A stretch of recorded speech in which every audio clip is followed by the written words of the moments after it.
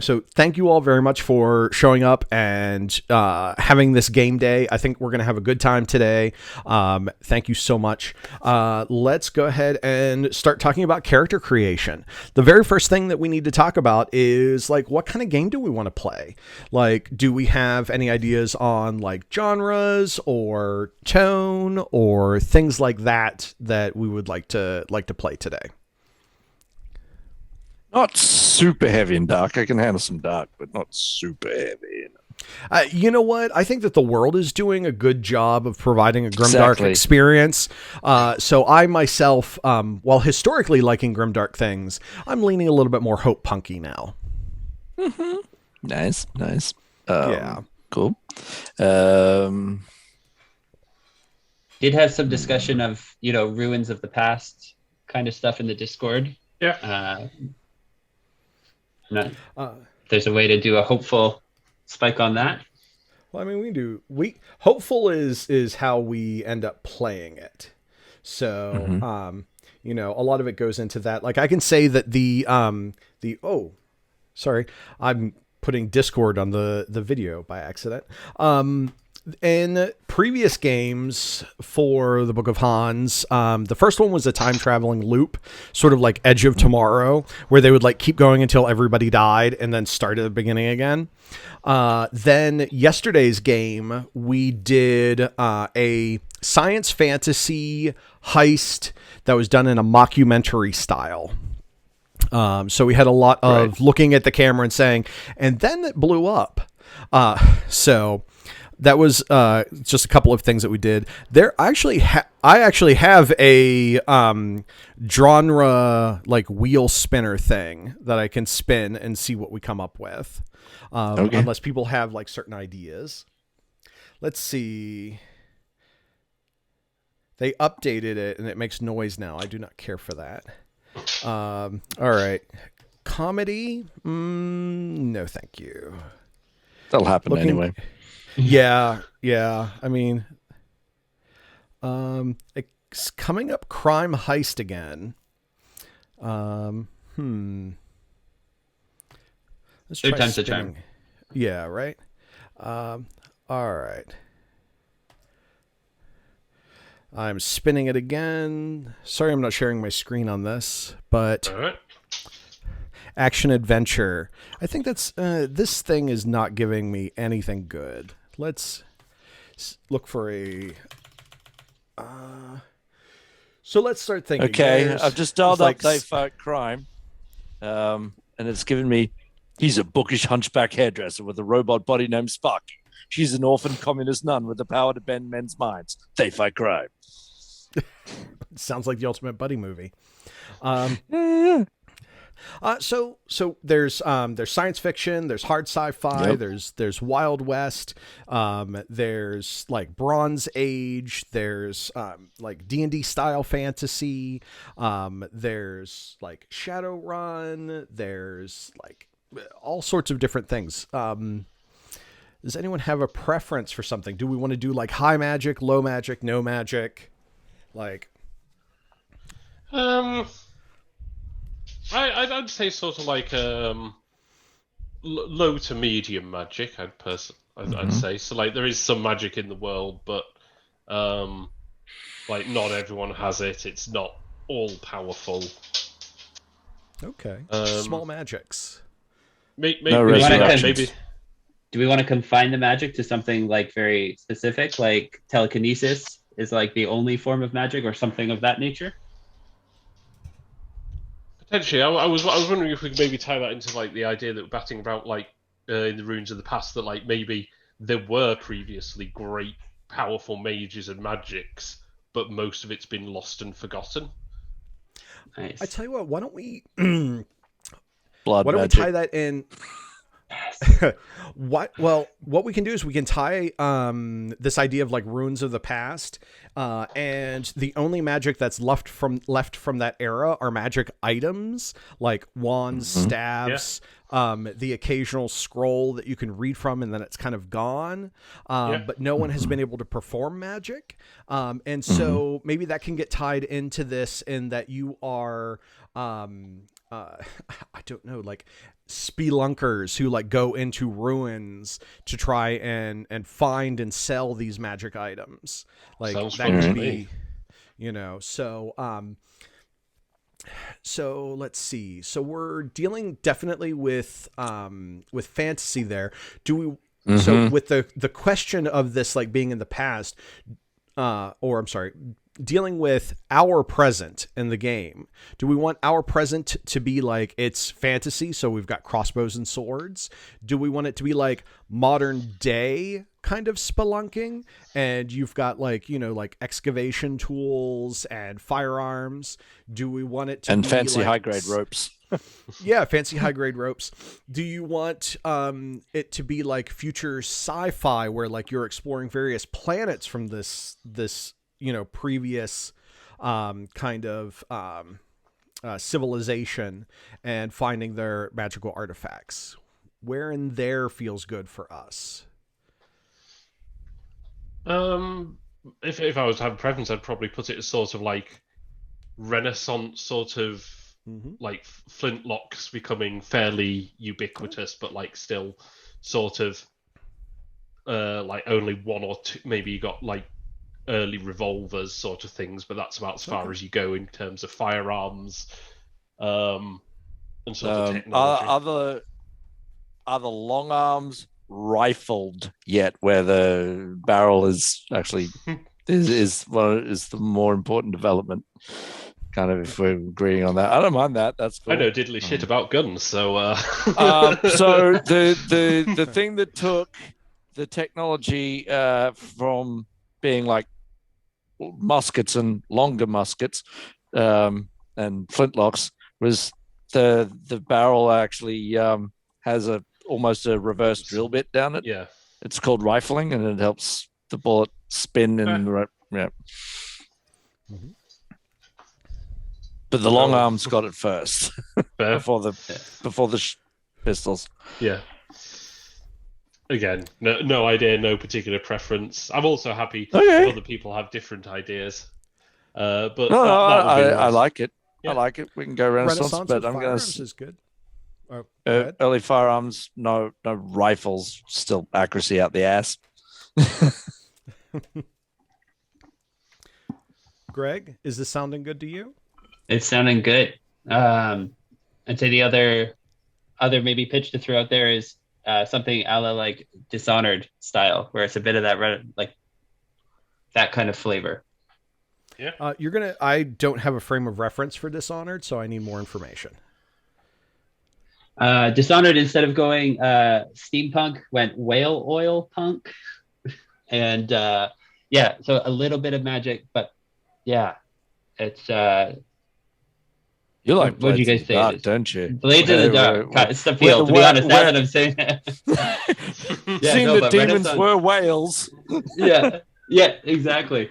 But no, the Renaissance is sounding good. I like the us going in for the magic items, and it sounds like a really typical kind of like, were we hired? Were we given funds and goods from someone? How are we down with, say, canaries, as in a caged canary for the fumes? What as fact, like we are the canaries who are like sent down first, like, oh, if they don't come back, it's fine. Yeah, but our characters have a canary to get, or because we wouldn't have gas masks yet. We wouldn't have gas masks. Nope. No. All right. Yeah, I'm good with canaries. It's just if it's too much animal cruelty, well. Well, if all goes well, there won't be any. We'll see how the dice gods are today. All right. Okay. Cool. All right. Cool. Yeah, I think this is coming together pretty good. All right. So we've got magic maybe that's the crew joke, is that we actually only have one canary and it's been the same one. We're that lucky. We are known Sparky. for having this old canary. We're Old Yeller. No. Old Yeller. Oh, Well, yeah. honestly, like it's like, well, we bought the canary, called it Old Yeller because we thought it was going to die the first time we went down into this, down into this tube. But 12 like, missions later. it's like Old Yeller is immortal. He's about to So- get his pension card, Yeah, right. Okay, great. I think we've got enough setup to start doing character Yep. creation. Mhm. Sound Okay. good? All right, Yep. cool. So I'm going to give a quick tutorial on how to use Fari, because Fari is it's crazy. Let me go ahead and I'm going to share my screen, which of course is totally messing up the video. But let me rearrange the video so that those people who are watching it later will kind of understand what's going on. Okay, so I've got Fari up here on my screen, and you can see it. There is off to the left a list of all of the different players in the game. I can see that it looks like Jake. Oh no, Jake is there. Greg is there. Sean needs to sign into the Fari board. So Sean, you mentioned that you're calling in on a phone. Do you have a laptop that you can use for this game board for Fari, or are you using your phone for everything? I'm using my phone for everything. All right, great. Then what I think we're going to do is I will manage your character on this board, just so that I have insight into it, and you can go ahead and write all of your character stuff down. And you mentioned that you've got dice. I'll let you go ahead and roll your dice right there at the table with you. Everyone else, we're Thank going to you. use Fari. Does that sound okay? Oh, All right. Jake, Greg, is that cool with you guys? Works for me. Yeah, totally. Okay, great. So, the board in the middle, there is a characters tab. This will show your like little summaries of your characters. There is a public area which I can add index cards, boosts, NPCs, etc. There's a private Nice. area that's for me. There is a zone map. I'm probably not going to use zone maps. I almost never use them because either I don't have zones or the zones are so obvious that there's no need for a map. And then there's notes. Honestly, going back and forth between characters in this public one is probably going to be the extent of it. There's a thumbs up and a thumbs down. If you want confetti, you can make confetti, and everyone will see it on their own board. So just a fun little thing. Now, with characters, I'm going to show you how to make a character. You see your little faces right here, and when you hover over it, it says assign character sheet. So Jake, I'm going to assign you a character sheet. It pops open. It says assign duplicate or assign original. That's because I'm the GM. I'm going to say assign original, and I'm going to say new to create a new character. I like that update it's done first. Okay. And so now you've got like this blank character sheet with like name and group. Okay. Group is just an organizing principle within Fari. Like if you're running several different games, you would use a different name for a different group. And we're going to load a template. The template that we're going to load is we're going to load the Fate Condensed template. There are other templates for creating character sheets. And you can actually go in and make your own character sheet. But for today's game, we're going to use Fate Condensed. So I'm going to go ahead and choose that.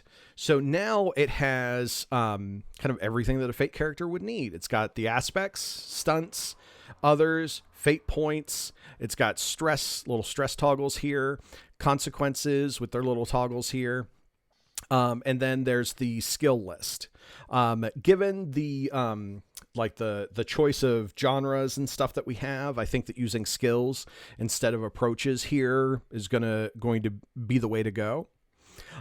So this is the character sheet. I'm just going to just name the character Jake and hit save. If you don't hit save, it doesn't share all of the changes that you make on the character sheet with others. Okay. So here you can see I see Jake's character sheet, and I see that Greg has created a character sheet but not yet loaded a template. Furthermore, when you're in the character sheet, at the bottom there is this advanced mode toggle. Okay? The advanced mode toggle allows you to go in and make changes to the character sheet. So for instance, we are only going to be using 3 aspects for our characters today. So I'm going to go ahead and just make that change on Jake's character sheet. And then you can explore this later on your own, but you can actually go in and like add different sections. You can add blocks of different types. Like for instance, there's text, numbers, skills, dice pool, point counter, slot tracker. You can do a lot with this character sheet builder. And I'm just going to go ahead and toggle off advanced mode, and I'm going to hit save. All right. Any questions of any of that so far? The only thing That's fun. is, do I need to turn on the sync at the bottom of it as well? That's a good question. I don't actually know what that does because I can't turn don't see it. on. No. There's a Looks like toggle it's already bar. on. Okay. Well, what if we did that? Does that do anything? No. I've just tried turning it on at my side, and let's see what. Mine, it's permanently on and ghosted. Okay. Well, leave it in its default state. All right. I'm going to be done sharing, and now let me rearrange windows for the recording so that we can see your beautiful faces. Let me just... All right. That looks right in the recording now. All right. So what I'd like you to do now is come up with at least your character's high concept and trouble. So you can go ahead and take some time and write those down. Let me know if you have any trouble with Fari, and I will help you troubleshoot it. And Sean, in your case, whenever you've got yours written, just share it with me, and I will take care of that. Wait. Are we all trying to play the one nationality, or are we multinational?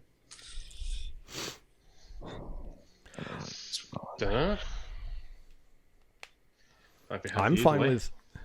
Yeah, I'm fine if you want to be like a multinational group.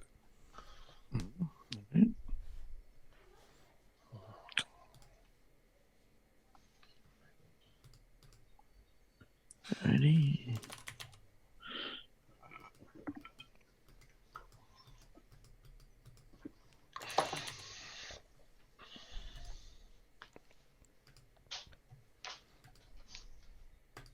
Alrighty, I'm going with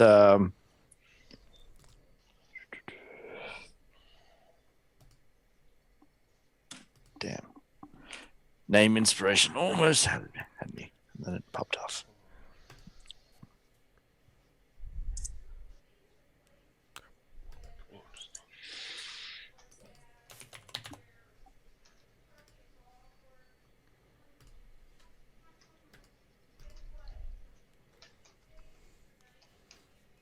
And remember, when you're editing your character sheet, in order to like share it with the rest of us, you have to hit save.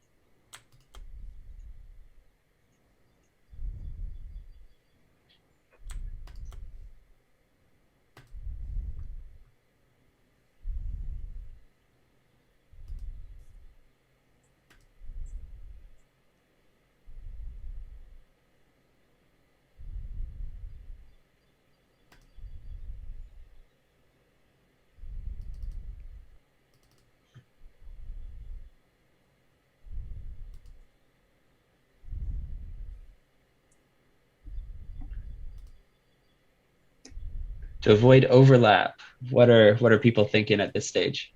So, my first pass at the high concept is I've gone with novice arcanic botanist, newly graduated from Cheltenham University.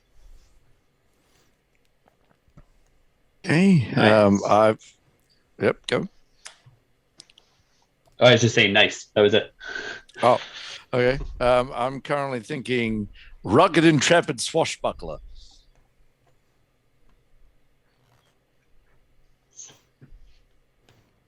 Sounds good. With Yeah, they both the sound name good. Bruno Alves Roca. Bruno Elvis Shit, Rogan, huh? I was going more Portuguese vibe of Alvez and Rocha. Roca. Sorry. Bruno. Spell the Yep. middle name again. Alvez V-E-Z. All right. and then Rocha. R-O-C-H-A. Okay. Fantasy name generator. And you are a rugged swashbuckler. Rugged, intrepid Or- swashbuckler. Intrepid swashbuckler. Awesome. That is a good high concept. Very clear.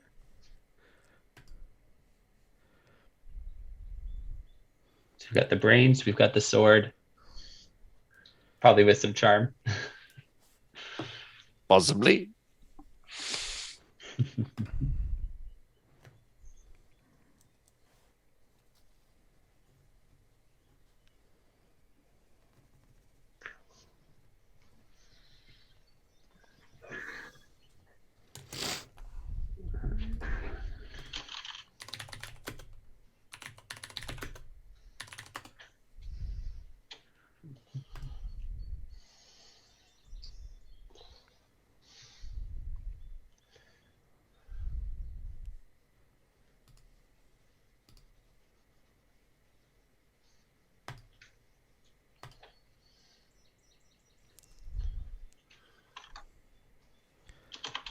Greg, everything working out for your character sheet? Mm-hmm. Okay.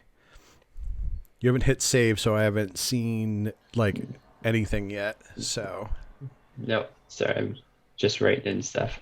And we were doing the trouble as well. Did you yes. say? Yes, Yeah. please.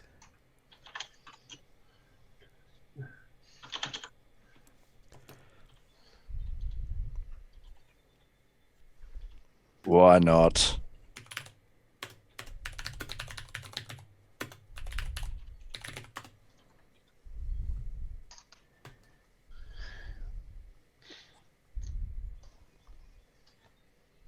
So I thought for a trouble, effectively like just sort of some form of fear of heights. Does that work? Yeah. Yeah, I think we can make that work, especially with some of the notes that I've been taking down here. So I like that. Well, I've just for a bit of fun flavour, I've named it. Ooh, that's a bit high, isn't it? Excellent. I like that. And for Bruno's trouble, I'm getting a little Lord Tennyson vibe on this.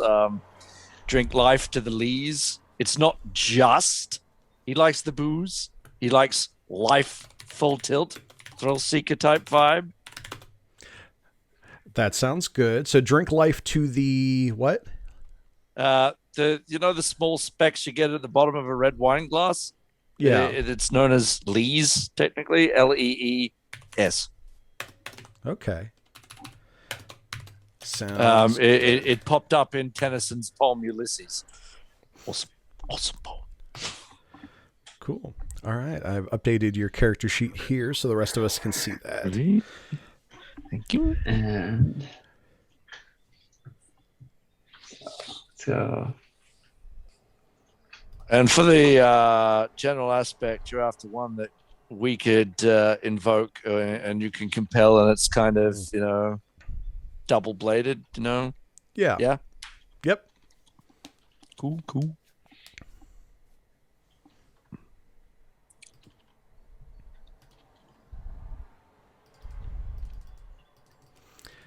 Greg, how are your aspects coming along? Good. Just trying to come up with the trouble. I was thinking, high concept wise, this would be like an indebted child star acrobat turned dungeon delver. So someone kind of put into service to pay off a family debt, and the skills of being a performer have come in handy for going into large underground places. Well, I mean, honestly, like right there is your high concept and trouble, you know, indebted to the Not too indebted close to Batman. It's like making Dick Grayson. Yeah, basically. Let's hope he's more like Nightwing and a little less like Robin. Yeah. So, but yeah, like you could be like, you know, child star acrobat. And then your trouble aspect could be like, you know, indebted to the company. Or the founder. Yeah. And that gives you another aspect to work with to further define your character. Cool.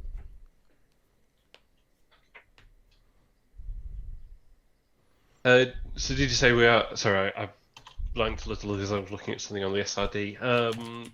Did you say we're doing in the last aspect as well?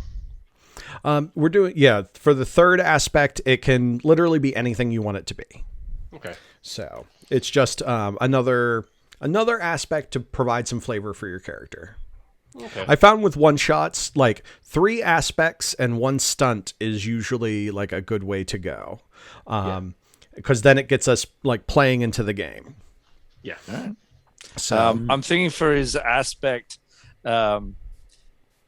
whatever we've got, he loves to improvise a thing if it needs to, like okay, well, we've got a cloak and a wheelbarrow and all this. Well, let's do what we get with that, because that's what we've got. And you could compel it for you ain't got much left. yeah. All right. What do we got? We ain't got much. What do we got? Not much. All right. I have added that. Cool. Whatever we've got. All right.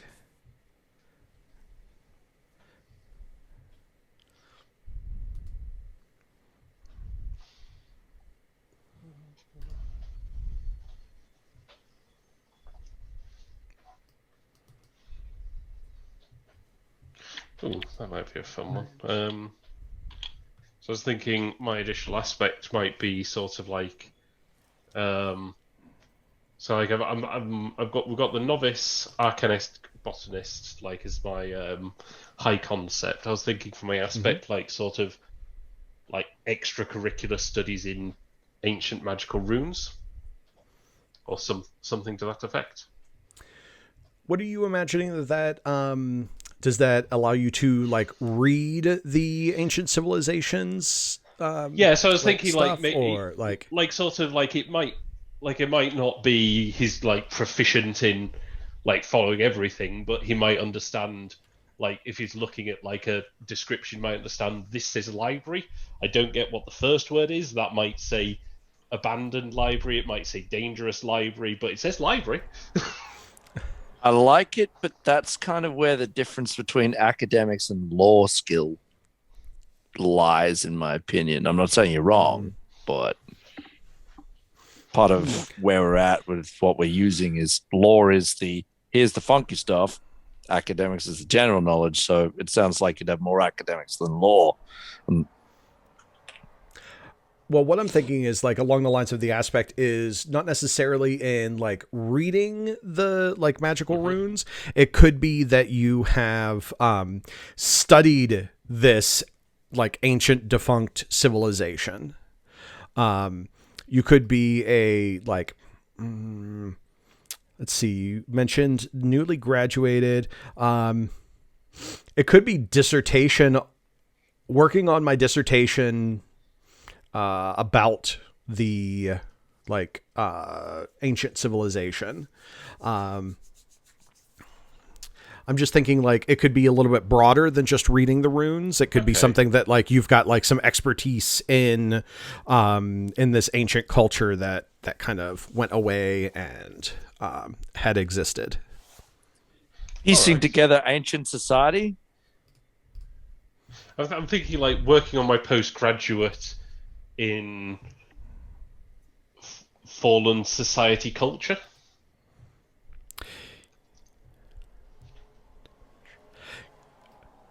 I'm sorry, rephrase that or say that again. Working on my postgraduate in fallen society culture. Yes, that sounds good.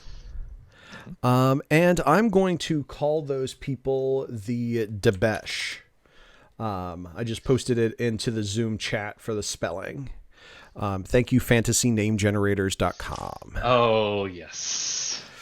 It is amazing. I just wish the design was a little bit better. Yeah, agreed.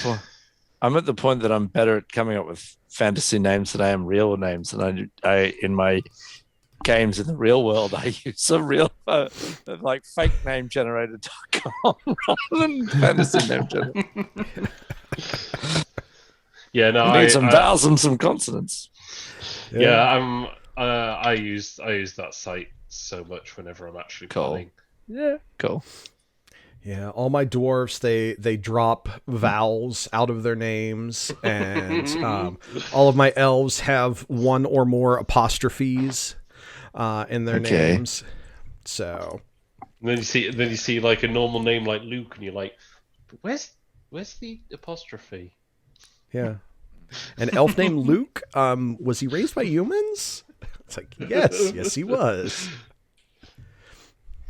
Hey, Greg, can you do me a favor and hit save on your character sheet so I can see where you're at? Absolutely. Sorry. All right, fantastic. Cool. Other aspect, the more shiny, the better. Tell me about that aspect, or are you still working on that? What I was thinking is taking a bit from the acrobatic side and taking that into dungeon delving. Basically, he's got an eye for, like, if there's something bigger or more glamorous, we're going to take that. Like, that's probably better. That's probably more powerful. That's probably worth more money. It's probably worth the risk. All right. We're overburdened. We're taking the Daedric boots. You get more money per weight with Daedric boots. Excellent. All right. How's everybody feeling about their aspects? Pretty good. Everybody feeling good? Yep. All right. Bruno's going to be great. Yes. All right. Cool. Let's talk about skills. The skill list, you get 1 at +4, 2 at +3, 3 at +2, and 4 at +1. If you want to, you can assign assign some of them now and then hold back to discover what you're good at and play if you want to. Or if you've got a good idea of what you want to do, you can assign them now. Mm-hmm.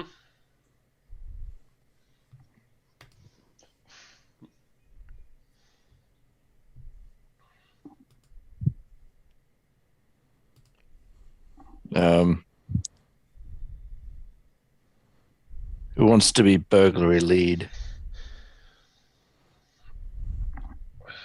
Not sure. I don't think it particularly fits for my character.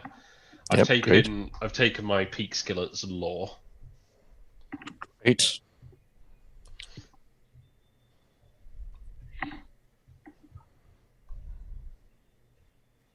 And so, sorry, remind me the numbers that we get? Sure, you get a +4. You get 2 +3s. And then you get 3 2s, and then you get 4 1s.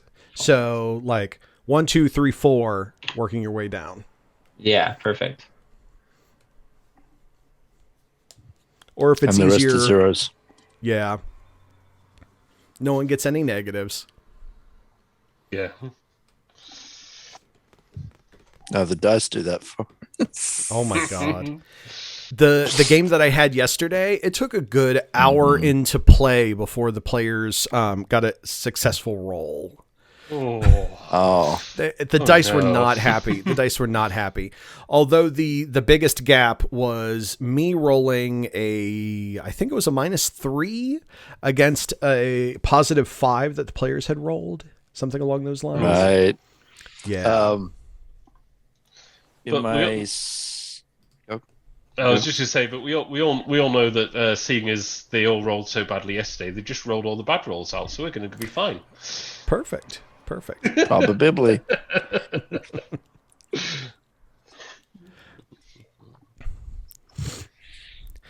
Sean, whenever you are ready with your skill Yep. list, let me know and I'll add them to your character sheet. I've written them out, ready to write them down, and I'm going to start assigning things. All right.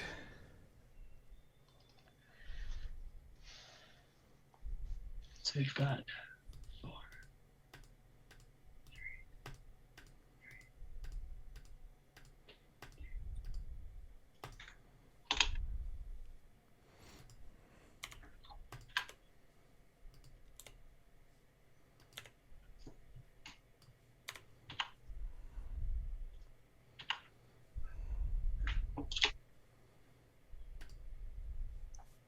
So, does our acrobat burgle, or do you want me to burgle? I took a 3. I took athletics as my high, and then Burgle is 3. Rock on. I picture this guy being the one that has to go in and do the. So, yeah, sounds good. My top 3, I've got currently got law at +4, and investigating contacts at 3. Excellent. Jake, if you could save your character, that will show up certainly. for the rest of us. Boop. Thank you. And then I'm just going down and doing some of the 2s. I'll probably leave the 1s for the game. Sounds good.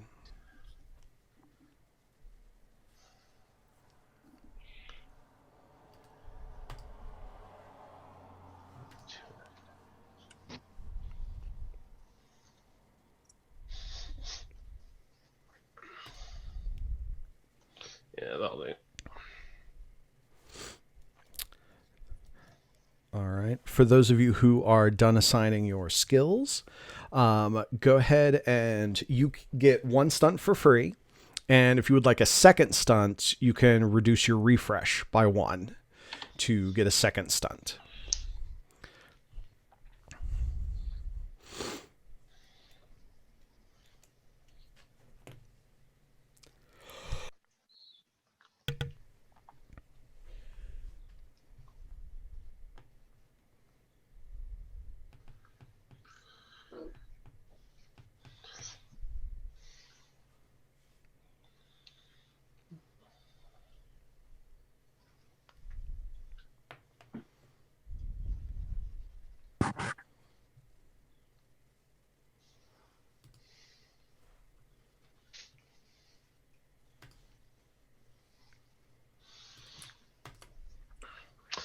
Randy, how do you feel about a stunt that's basically use lore instead of crafts when I'm using some sort of like magical plant or elements of in the crafting roll?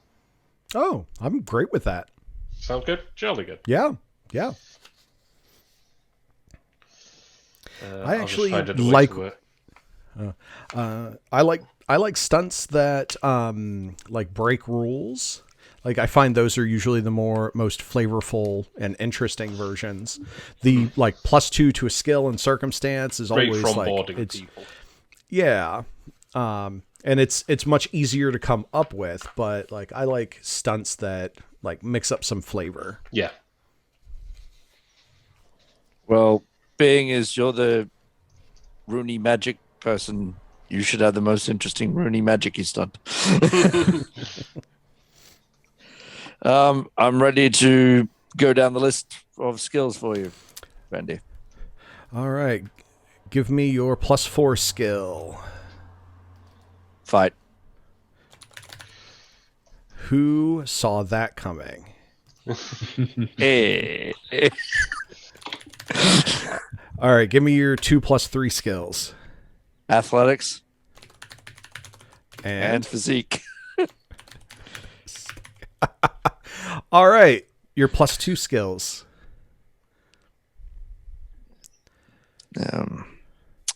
Notice, Notice, provoke, provoke, And shoot. and shoot. Excellent. Give me your +1 skills. Deceive. All right. Drive. Drive, Resources.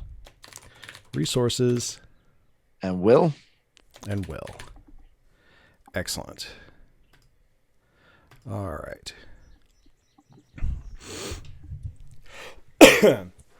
I will admit, whenever I make character sheets in Fari, I don't do the individual skills. I just gang them up into like the various like clusters. So Yeah, so like this is basically you're just rolling this is their +3, their +2. yeah, like, so for instance, what I do is I like go into the like advanced editing portion. I reduce the skills down to just 4 skills.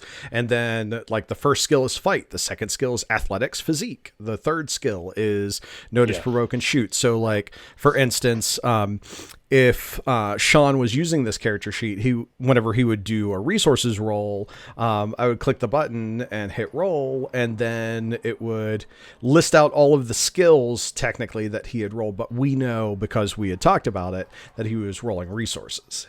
So yeah, that makes sense. Yeah. Well, I do wish that Fari would let at least on the on the character sheets, make it a little bit easier to like list them by like rank, as opposed to just listing in the order that you have them. I mean, technically you can go in and reorder the skills. Like you can drag them around if you want to, but that's quite a bit of work. Yeah. For a one shot, nah. For a campaign, yeah. So, one other thing I want to mention about Fari is that all of the information that you save in Fari is saved in your browser. So if you like clear your cache, it's all gone. Yep. Okay. You can export it, and it'll export as a JSON file that you can then re-import. But there's no database that holds on to it. So if you lose your character, it's gone. So. Yeah, there are pros and cons to that approach. Indeed. The game yesterday had a bunch of software developers, so we had a discussion about that. So I'll be curious to see that when I watch the playback. Yeah, I have the video locally. I have to edit it because I'm going to edit out like the long breaks. But it was a good time.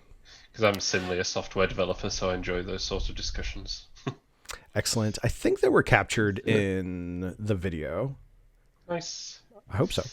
That's fair. If not, that's So, fair.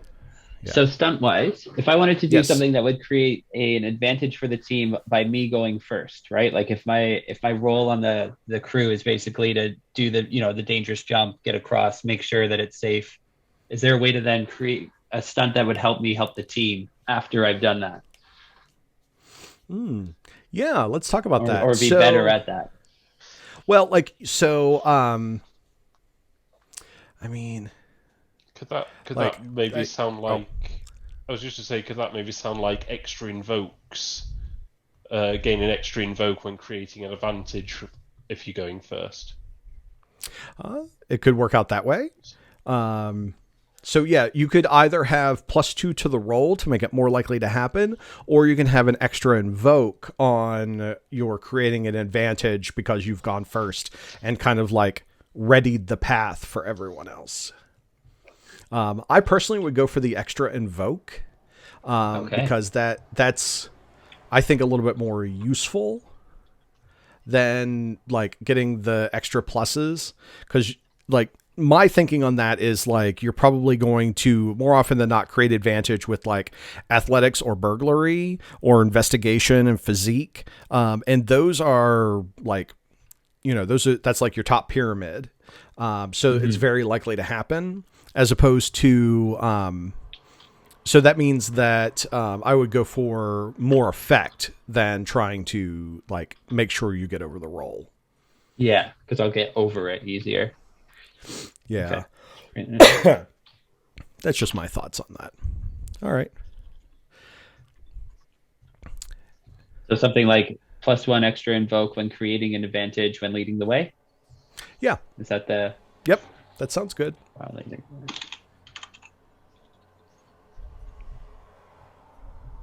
And how about you, Sean? Okay. I'm thinking of a stunt that's once per game where it's got kind of it's aimed at the kind of cackle and ha ha ha, we're not dead yet. Once per game, reset the physical stress of the group. Like once per game. That is incredibly powerful. That's what I'm aiming for. Only once per game. But yeah. Yeah, I think that's not yeah, I don't mind. I don't think that's in the cards. I think that's yeah, great. I can workshop it away. It's great. Now, one potential thing that you could I'm trying to think. Now, a fun stunt that has that kind of flavor. I don't know if you would like this or not, but a fun stunt that has that flavor is once per session when you get taken out, you can rejoin the scene at an opportune moment, saying, "Haha, I'm not dead."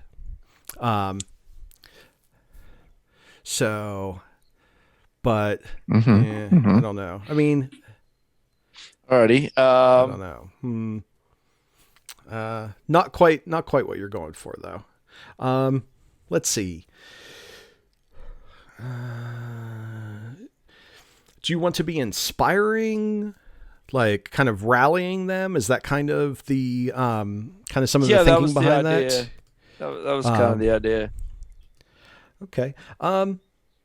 I tell you what, once per session, let's scale it back a little bit. Once per session, you can clear all stress boxes from your party. So that means that the consequence slots will stay put, but you clear out all of the stress boxes. Yep.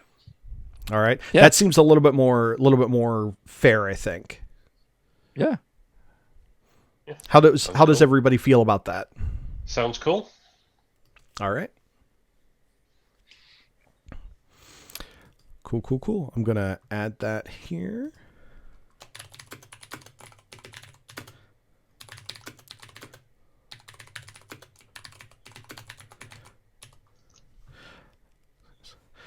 Clear all ally stress boxes when you give a rousing speech. Yep. Okay. Perfect.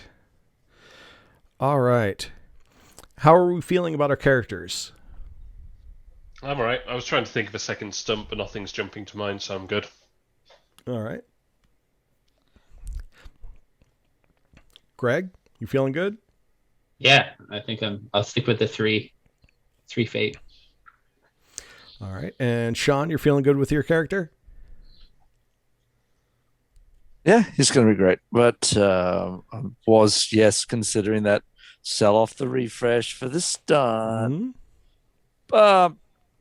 Let's do this. It's spooky. Excellent. All right. So we've now created our characters.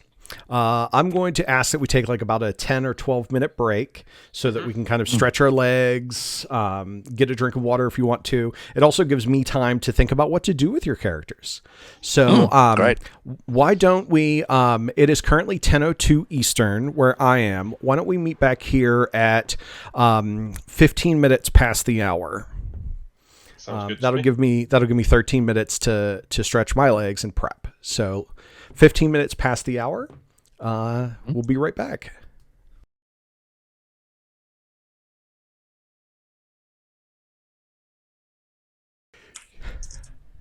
I'm glad you asked because I was also going to ask.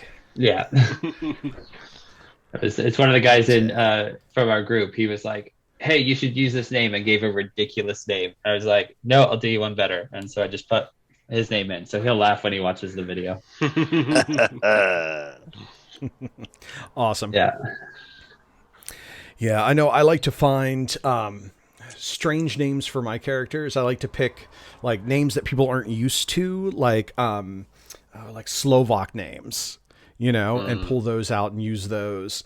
That's a lot of fun. I like doing that. I like coming up with really like interesting names, but they're like real life names.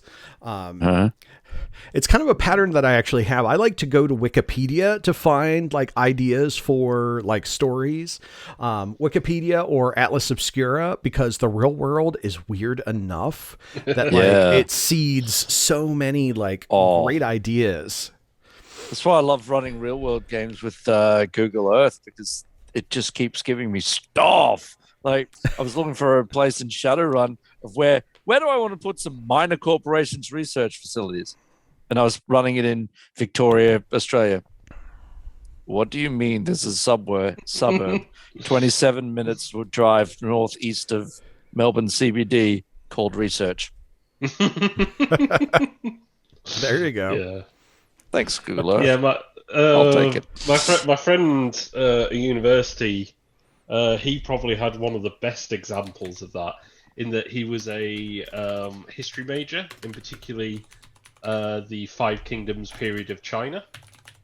So he just ran a game where the players played as the generals in China, and he said the players managed to more or less follow history without knowing the history, just because that's what the stupid people did at the time. They acted like players.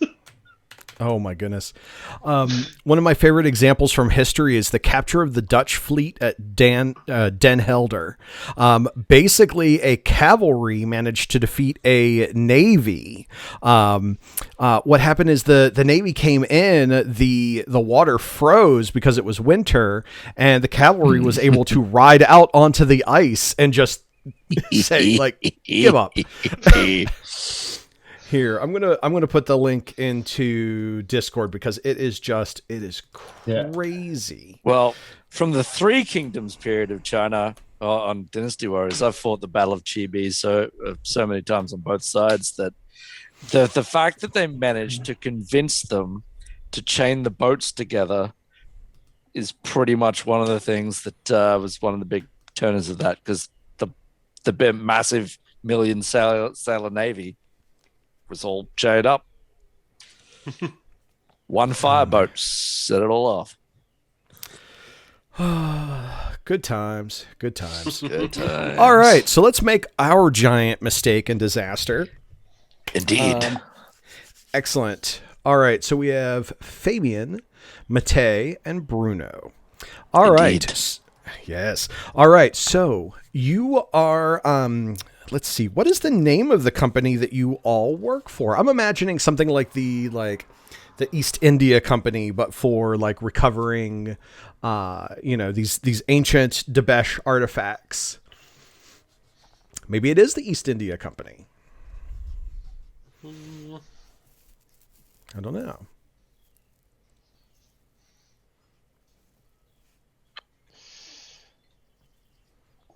The Southern Debesh Research Group. Southern Debesh Research Group. And whether the research group is genuinely research or whether that's research. Research sales. Underground sales. Research to the highest bidder. Yeah. Yes. Actually, let's make it the Southern Debesh. Yeah, it's the Southern Debesh Research Group. But what it really is a company or a subsidiary of an auction company. And so, like, basically, your job is to go and research artifacts. Basically, you're going to plunder. Yep. So Debesh Collectors Emporium. Yes. So I just want to say that you are basically like the bane of all of the museums of the world, because the museums want these artifacts to to display and show that there was this ancient, civilization that spanned the globe that had all of this understanding of magic and powers that we in the Renaissance just don't understand. And you're putting it up for the highest bidder. Well, So you're it is the Renaissance. Seeing it is the Renaissance, that would imply that we're getting more of an understanding. We've come through a dark age where nobody Yes. understood shit. Yes. Yes. And so like the museums want to like, improve humanity. You want to improve your pocketbook. So already you're the villains. So good stuff. Well, you're the heroes of your own story. So you are put onto a mission. You are told that that some of the Southern Dabesh Research Group's spies, associates abroad, have discovered that there may be a cache of Dabesh artifacts in South America, in Bolivia, in the Andes Mountains. Okay. You are to travel to Bolivia, cross the country, get to the Andes, check out the site, and, if confirmed, recover artifacts. Right. Yes. So this is your particular mission here. You were given all of the supplies that you need in order to do this. You board a boat and you spend some time along a boat. I don't know how long a boat ride like that would be. I would imagine that it's weeks and weeks during the Renaissance. But Well, where are we starting from? well, I'm assuming that you're starting from Europe. Really? So yes. Yeah, I'm assuming that you're starting from Europe and heading to South America.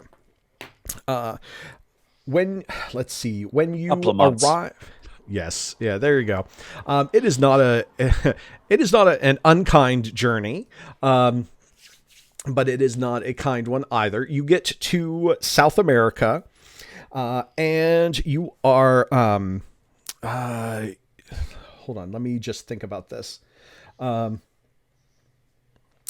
Yes. One thing, a couple of details about South America at this time. It is part of the Catholic monarchy, also known as the Spanish Empire at this point. So it is under Spanish control. And so what this means is that, that working in the Spanish Empire is difficult for members of the Southern Dabesh Research Group. So you have to basically you can't flash credentials and expect to get any help. But the first thing that you need to find while you're there is you need to find your contact, who is going to lead you into the Andes and show you the location. So that is the very first thing that you need to do. You arrive in Bolivia, in the nation of Bolivia, in one of the port cities. I didn't look up a port city. I'm sorry. And find this individual. So what I need to know right now is a little bit of information about this individual that you're looking for. One of my things that I do as a GM is that I solicit answers from you, the players, to help define kind of what's going on. Asking a lot of questions so that there's a little bit more buy into the experience.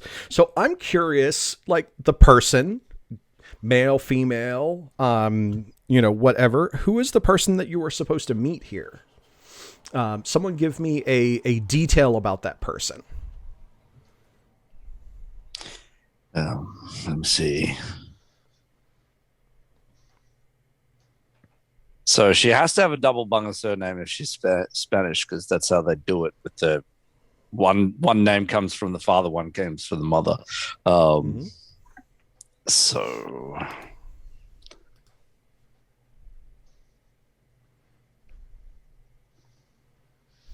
Maria Constanza Vasquez.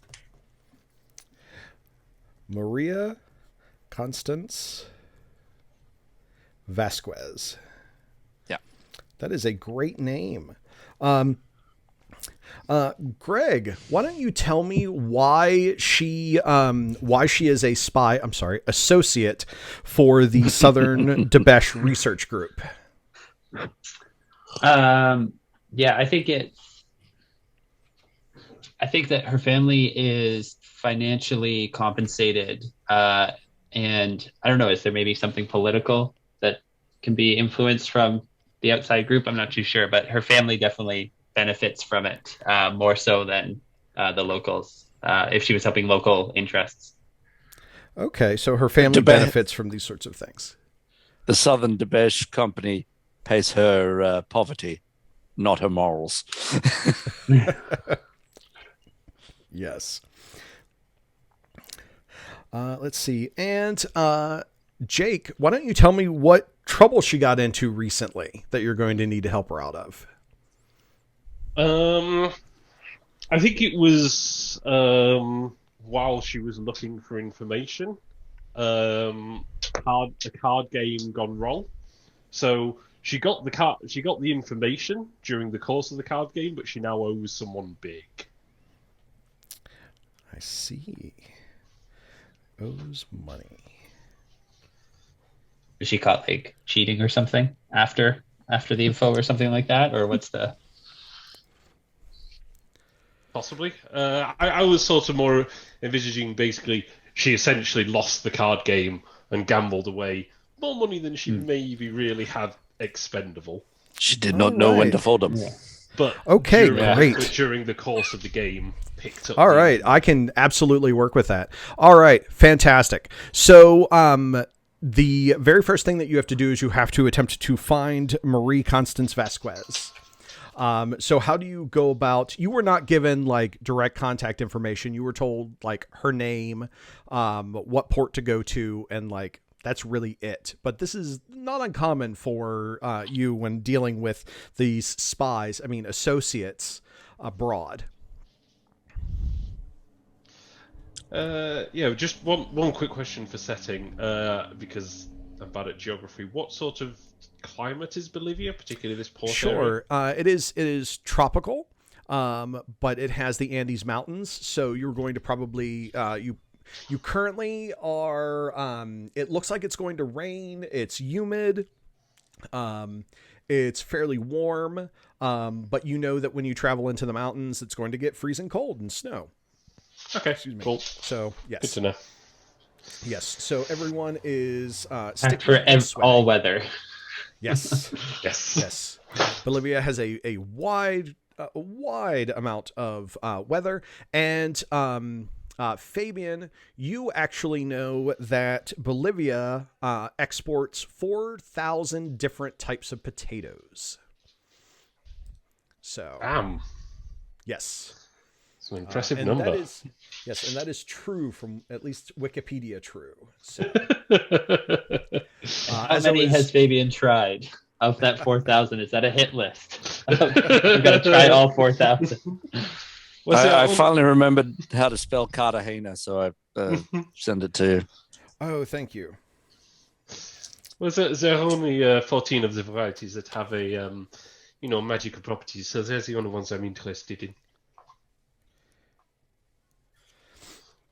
Well, Fabian, there are still people who get amazed when they see a Debeshian glowing coin. We've seen hundreds of them.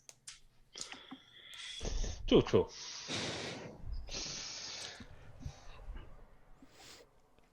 I still get a very bad vibe about that guy we sold the glowing mask to. I believe that was before my time. Fair enough. All right, so I guess we better liaise with people and find this Maria. Do we want to split up, or shall we work as a group through this? Looking for Maria. We always do better. We always do better together. Yeah. Together. Yeah. Well, knowing the way the associates work for the company, maybe we should try some of the local bars. See if anyone has any information. When in doubt, hit the bar. All right. Oui. You don't have to persuade me about the wonderful liquor establishments. All right. So you go and begin investigating in bars. Who would like to make an investigate roll for me as you guys are looking for Maria? I'm willing to leave that. I have an investigate 3. Sounds good. I'm going to set the difficulty for this at a 3. So go ahead and make your roll there, Fabian. All right. So All right, you got a 4 result against against the difficulty of 3. Nice. And so, excellent. All right, so that is a success.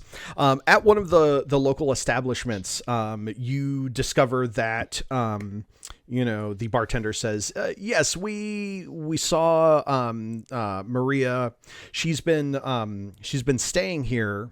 She's been staying at the local hostel for a couple of weeks.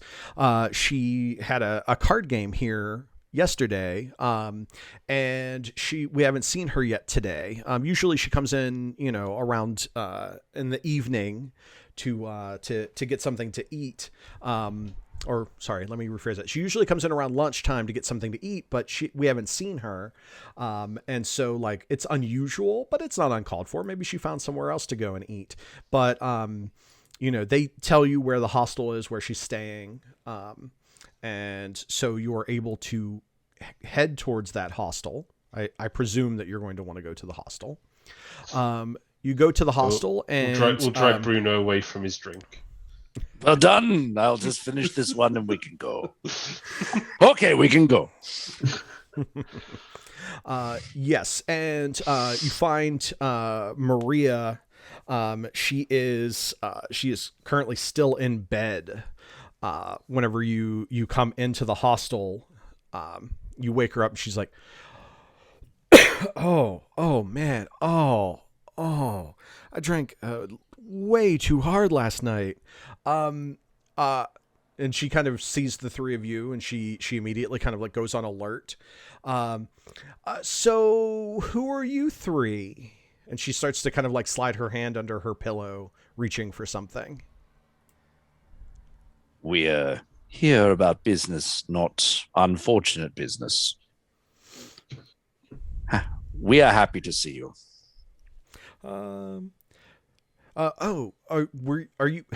Were you dispatched by the Southern Debesh Research Group? See. Maybe holding the canary is like one of those signs, right? Of like she was told, look for a group of guys with the canary. I think Mate's got the canary in a... Here is our delightfully mature canary. There we go.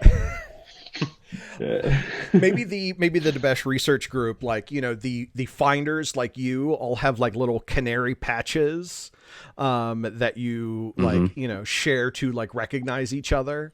Oh, that sounds fun. Yeah, and you actually have a canary, and she's like, you actually have a canary? He's part of the team. We could not leave him behind. Okay. We also have the patches as well. Oh, that's great. Okay, I'm so glad. I'm happy to see you. And you. Yes. Oh my goodness. So, yeah, there was.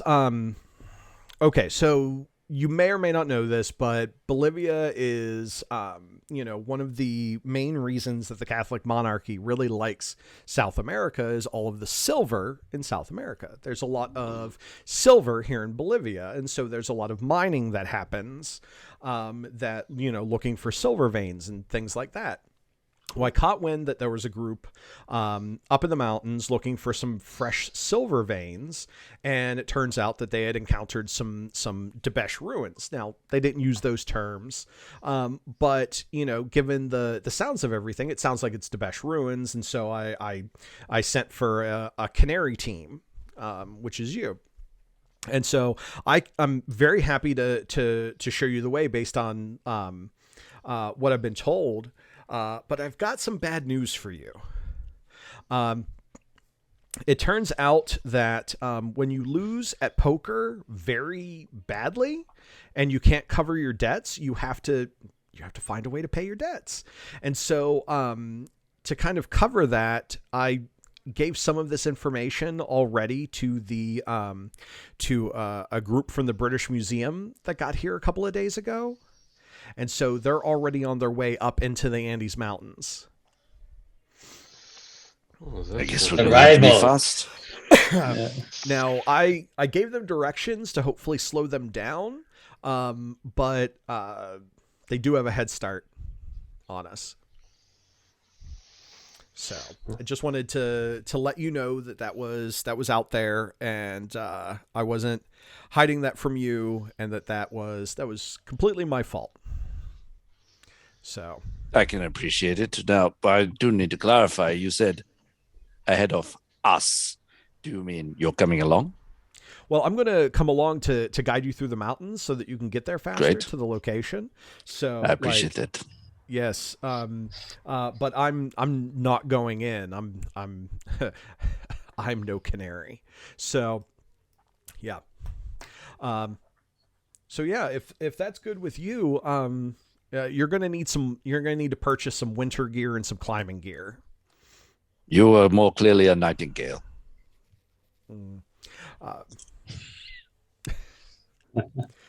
Right. What's the name for a hungover bird? Yeah. So, okay. Whew. All right.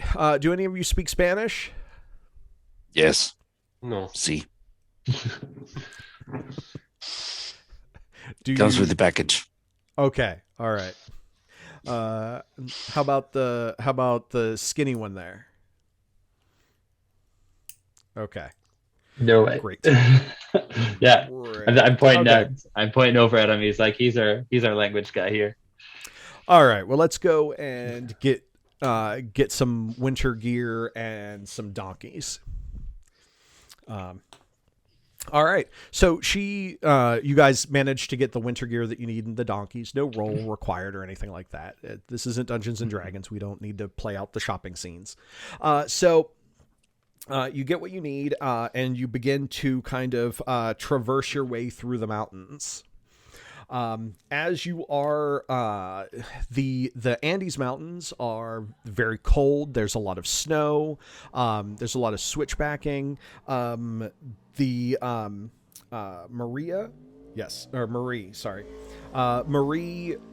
she does a decent job of wayfinding, but unfortunately what she can't control is the weather, and there's a lot of wind here that is blowing, and with the snow coming down, we're going to need to like deal with the winter scenario and traversing through the snow. Excuse me. I'm glad we got these hats with the ears. These are good hats. Gone from sweating to freezing. Yes. Lots of temperature changes. So what we're going to do is we're going to treat winter as a little bit of a conflict. Okay. Mm-hmm. So I'm going to put a quote unquote NPC on the board, and I'm going to call it Winter Storm, that you're going to need to deal with. Pardon me. And we are going to play this out as a conflict. We're going to use Popcorn Initiative. Is everyone familiar with Popcorn Initiative? It's also called Elective Action Order, all that jazz. All right, great. Yep. Yes. So basically, the Winter Storm is going to try and kick your ass. And I think it makes sense. I think it makes sense that the storm goes first. It's what we're reacting to. Mm-hmm. I agree, because that is what I was going to say. So the storm itself is going to attempt to, there is just all sorts of freezing cold around you. Like the fact that you've gone from sweating in the morning when you leave to like freezing temperatures up here in the mountains. It is just not good for your body. And so the winter storm, is going to, attempt to, attack. It's particularly bad for, I'm going to say, Mate. Because you are, I mean, as an acrobat, you have almost no body fat, I would imagine. And so as a result, like the cold is going to hit you harder. Yeah, absolutely. Yes. It is going to make an attack. Let me change up my, oh, wait a minute. I'm trying reset.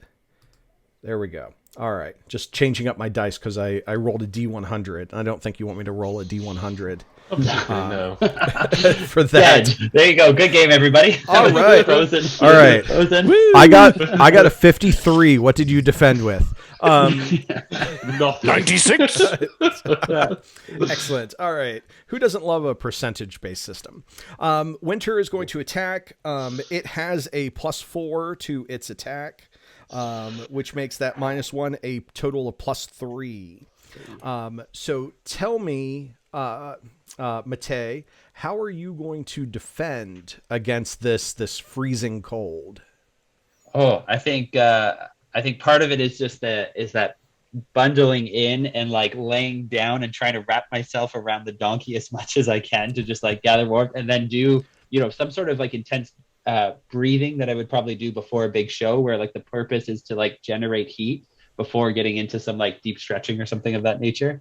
So I think I'm just trying to like weather it with technique and siphon heat from a donkey. All right. That sounds like you're using physique to do that. So go ahead and defend with physique. Okay. Give that a roll. So, do I click on the physique in here to make the roll, or yes, am I just rolling first? So if I click on... If you click on it and then click the word roll in the lower left-hand corner. Oh, there we go. Yes. So you got a 4 against my 3. So that is no stress for you. You managed to use the donkey's heat and warmth to stave off the cold. So great job. All right. I am going to pass it to, I will pass it to Bruno next. Alrighty. In this case, I'm gonna use, I think, provoke to try and get things going better, because it doesn't sound like there's shelter, or we could look for shelter, I guess, but that would cost us time against them. Yeah. Well, I mean, you can absolutely alrighty. look for shelter. This is like, it's a winter storm. And so like if part of the narrative is like you kind of like hunker down to help weather this, that's perfectly fine. Alrighty. Like Marie is very like, she's going to be your guide, but she's not going to try and like, force you to do anything. All right, cool. All right. Well, I'm gonna try and create an aspect using notice of find a spot to weather this. Find shelter. Okay, great. I like that. I'm going to set the difficulty for this at a, I'm going to say a 3. The neg cancels one of the pluses, so that comes to a dead 3. All right. So 3, that will give you a boost. Do you want to spend a fate point to try and turn that into an aspect? No, I'm cool. Okay. Well, I will put a boost out on the board to represent your boost. I don't name boosts. I think that like they're so temporary that like it's not worth having a name.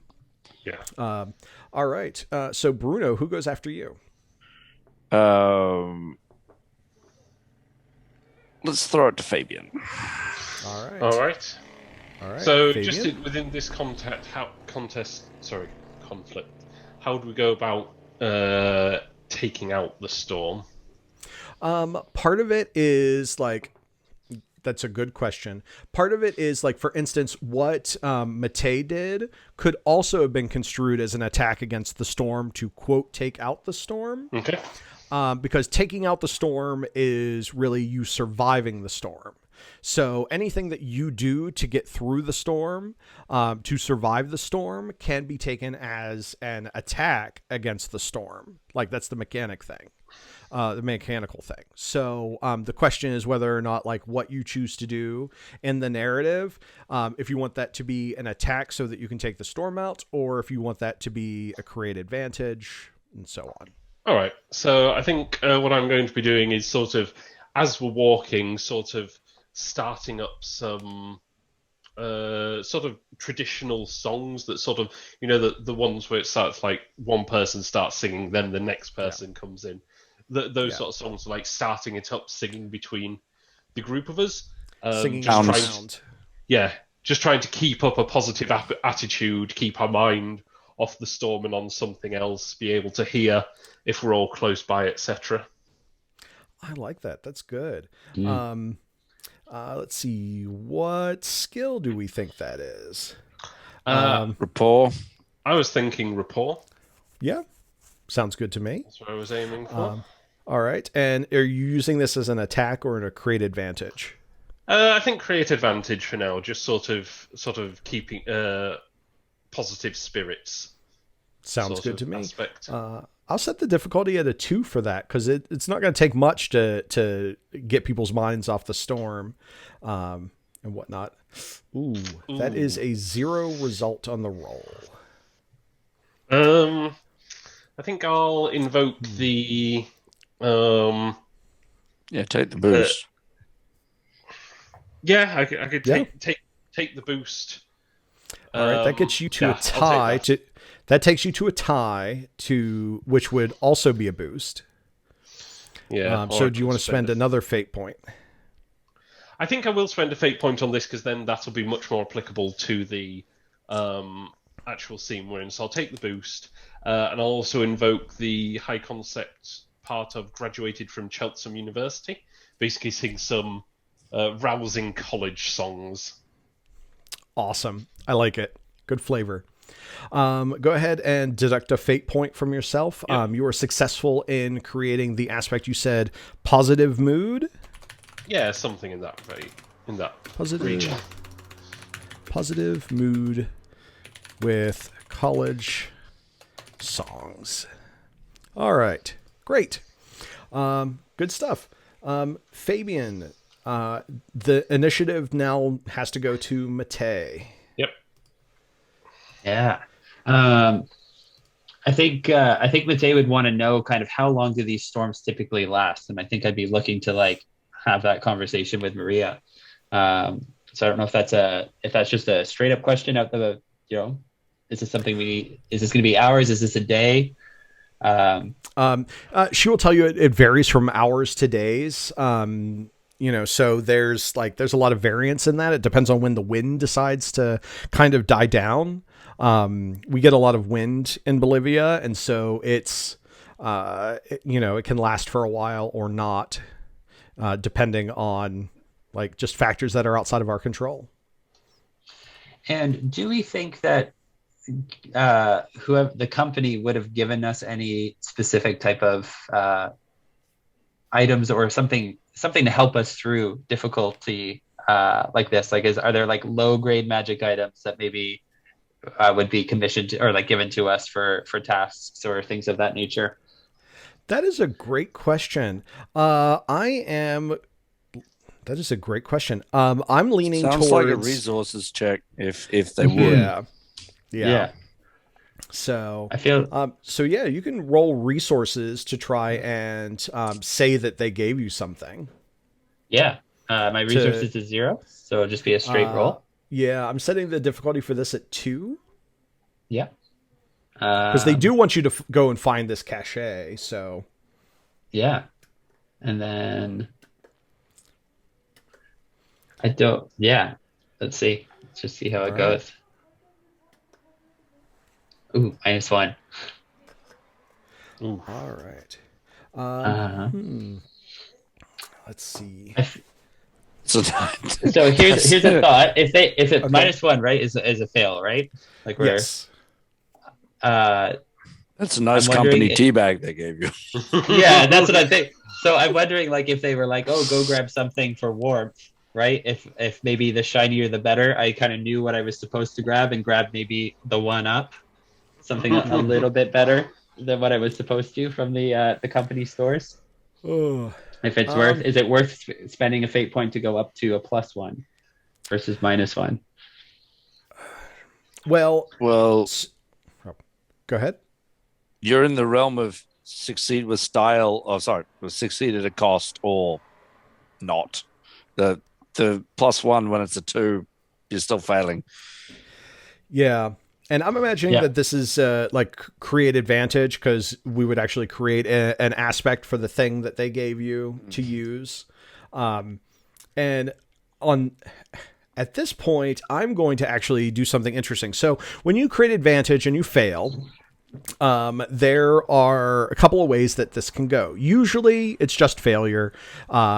but within the narrative, sometimes the aspect can be created somewhat, but works to the advantage of like the opposition. And so what I am going to do is I'm going to create the aspect. You wanted something to keep warm here, and let me think. I'm trying to think of a good. Well, this sounds like succeed with the cost. You're generating the cost, so. Well, it's not success with a cost on it because he's not succeeding. He's trying to create an advantage, and I'm creating an advantage that is more applicable to like the opposition than to to what's going on here, because I think it would be fun to have I'm going to say a bearskin cloak. So you were given a bearskin cloak to stay warm. Like, it doesn't help everybody, but it will help you. But it is also a cursed bearskin cloak. And those so Demetians. Yeah. Yes. So well, I mean, it's called, like, you call it a cursed bear, like, it's called cursed, but it's just because, like, maybe you just don't know how to use it. But once you put like the bearskin cloak on, you are very warm, but we will discover the curse as we continue on. Okay. So it is a cursed bearskin cloak with a free invoke for me. Fantastic. All right. So you have successfully created that advantage, and you can spend fate points on it. But it kind of backfired a little bit in that, like, of course we'll give you something to stay warm. Take this.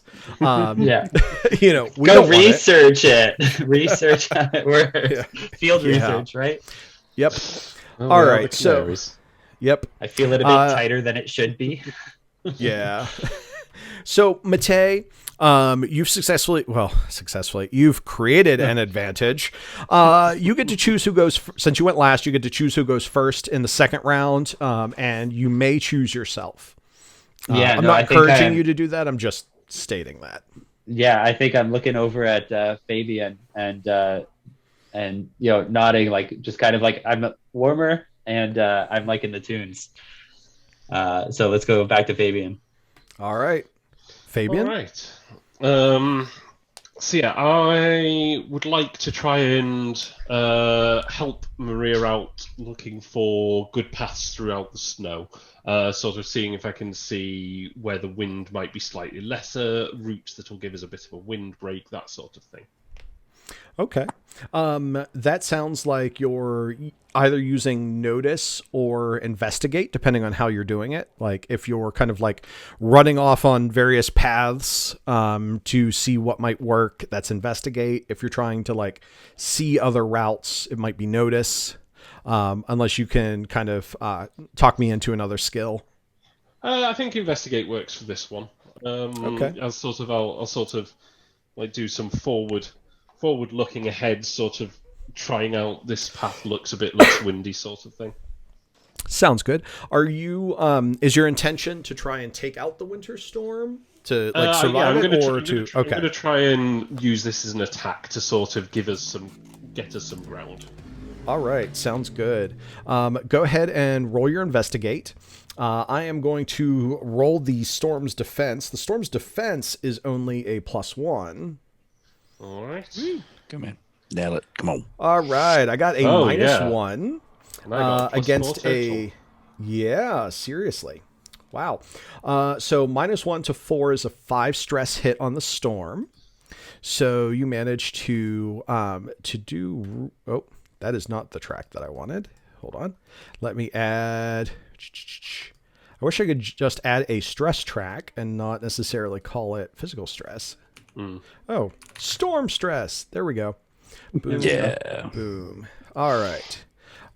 Let's see. And then I'm going to add a consequence. So you did 5 to the storm.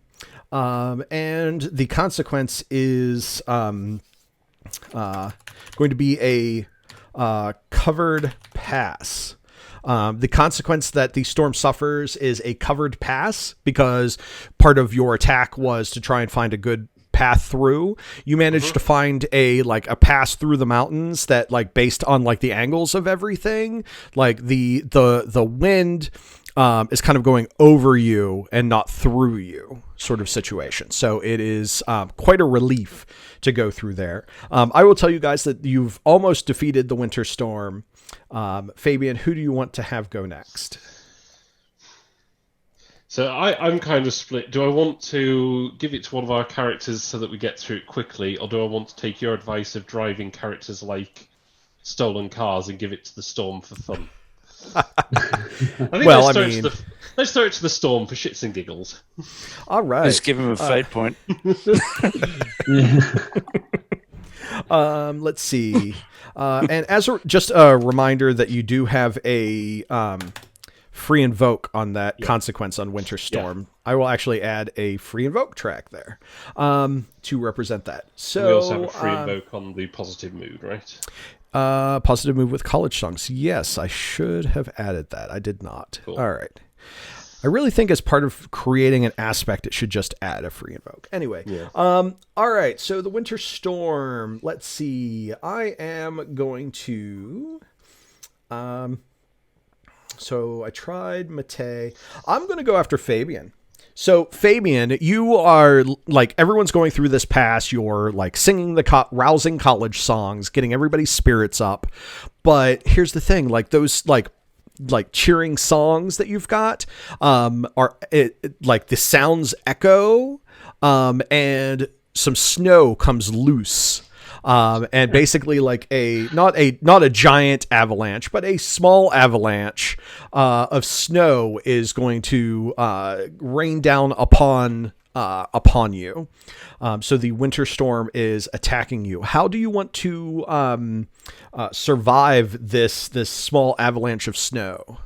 I think it's supposed to be like using the covered paths, try and get as good a position as I can so that even if I get buried I can dig out, but hopefully so that sort of the snow will fall and I can just sort of step out, maybe looking for like a crack or a crevice sort of thing.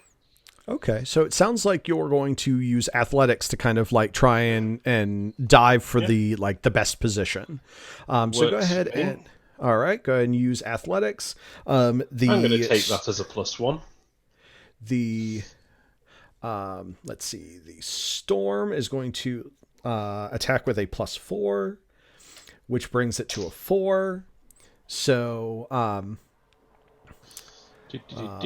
4 against 1 right now. That is a 3 stress hit on Fabian.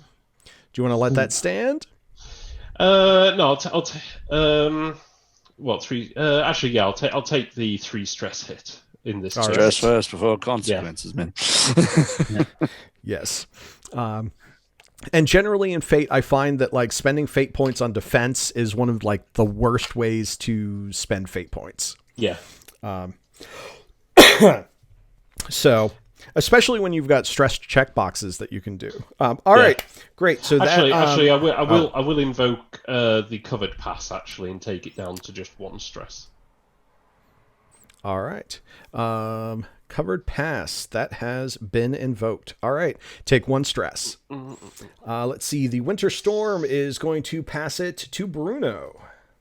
Alrighty, it is time to get some more speed out of these burros. And it's time to provoke them into moving into the covered pass. All right. Sounds good. Go ahead and roll a provoke. The storm will defend with a +1. I got a result of 3. Alrighty. Well, I'm coming in from skill and dice at 3. I'm going to claim the free invoke of college songs, taking me to 5, please. All right. Sounds good. That is a 5 against my... what did I say? 3. 5 against my 3. That's a 2 stress hit. That is enough to take out the storm because it did not have any more stress. So you successfully get the donkeys moving through the storm, and while it remains to be freezing cold and snowing for the rest of your trip, it is no longer life-threateningly cold. Excellent. So, yes, excellent job, everybody. All right, so as you are kind of like going along, you actually find a good spot for a campsite. And at the campsite, the spot that's a really good campsite, there's like this big hanging pass where everything is kind of like almost like dry underneath, and everything. You see that there are some like discarded junk from the British Museum people. You would presume the British Museum people, they're like discarded tea bags, Marmite. Marmite. There you go. There. So obviously they have come this direction, as well. So yes, you camp for the night. Trail. Yes. Let's see. You camp for the night. Actually, you know what? I want, judging from the campsite, there are 3 people. Or there are going to be like 3 main people in their group. What can you tell about one of the people in the group from the discarded stuff here in the campsite? Mm-hmm. Like it doesn't have to pipe, like for sure. Oh. There's a bunch of stuff left over by the fire. All right, so there's at least one pipe smoker. All right. Anything else you can suss out about the other group? There's one of the members, judging largely by like the footfalls as they've left the campsite, is obviously a lot heavier than the other. Whether that's through muscle mass or fat, not sure, but definitely heavier than the others by a noticeable amount. All Maybe right. they're just carrying the gear. Okay, excellent. Sean? This vain bastard likes French cologne. Excellent. Who wears French cologne on an intrepid adventure? Excellent. All right. At least one of them is a pipe smoker. One of them is heavier, whether that's by carrying gear or being very strong or very heavy. And then one of them wears French cologne. And it might be one person does all 3 of these things, or 3 people do one of, So, great. Let's see. Let's carry on. As you are on your way, let me see him. All right. So the next day you get up and you continue on your trail. You see signs that you're following the same route that the other group took. But about halfway through the day, Marie says that we're going to kind of like take the right fork, and you can see that the other group took the left fork. She says that this is going to cut off probably like maybe even up to a full day, off of your like trip to get there. And so, that will help you kind of catch up to the location. I just rolled a +4 in empathy. How convinced is she? She is very convinced. So you've, that's great. She is, okay. So over the course of your travels with Marie, you get the sense that Marie is, part of what she likes is kind of the danger and risk. That's part of the reason why she's a spy. Associate, for the Debesh research group.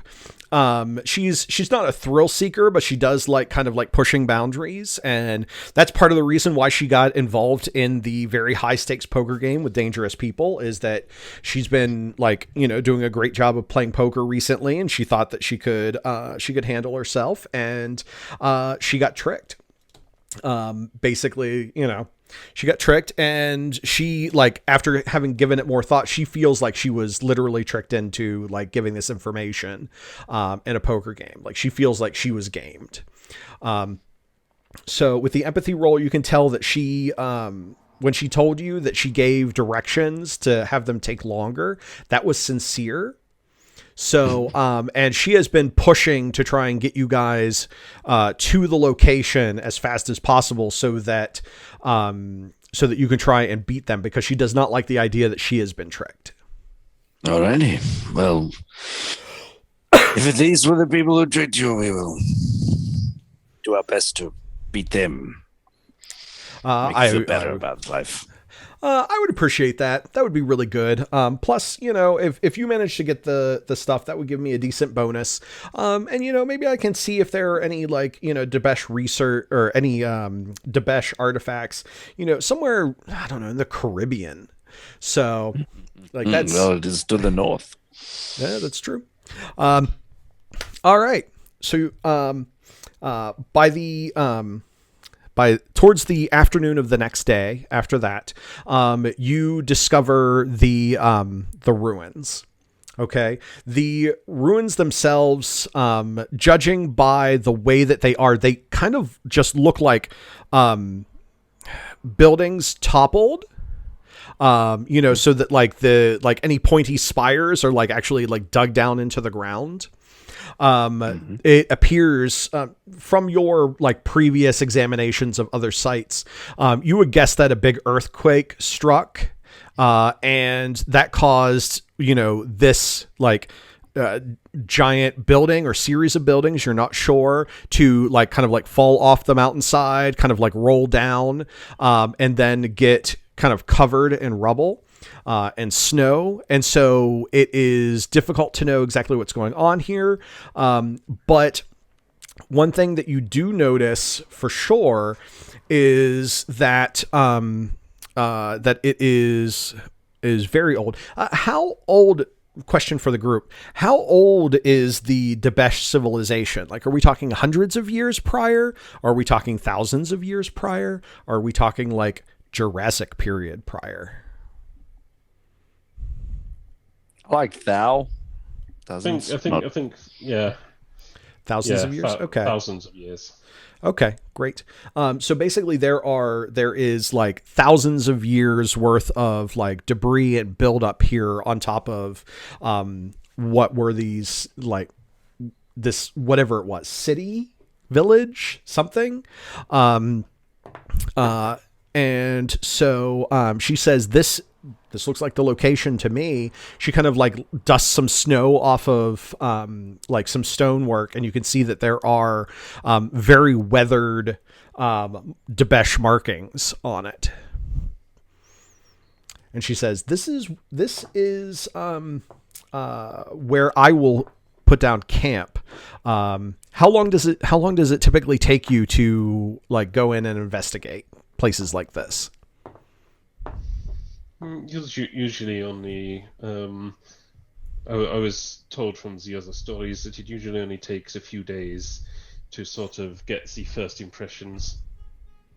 Okay. That's an utmost. Okay. They'll send another team after us to finish. Okay. She says, great. I can camp here for a couple of days. I'll give you up to 5 days to come back. I can, I will set up camp here and maintain the camp for up to 5 days. At which point I'm going to have to head back because we'll need rations and some supplies. So you can always come back to camp, or if you typically camp inside the ruins, you can do that. Take your stuff with you. That's fine by me. Well, I appreciate your insights, but one woman camping alone with a group of British people coming, I'm not sure. Well, the route that I sent them, they're going to approach it from the east, and we're currently in the southwest. So, so I have little concern. And besides, I actually can protect myself. She kind of pats the pistol. Oh, sorry. Wait a minute.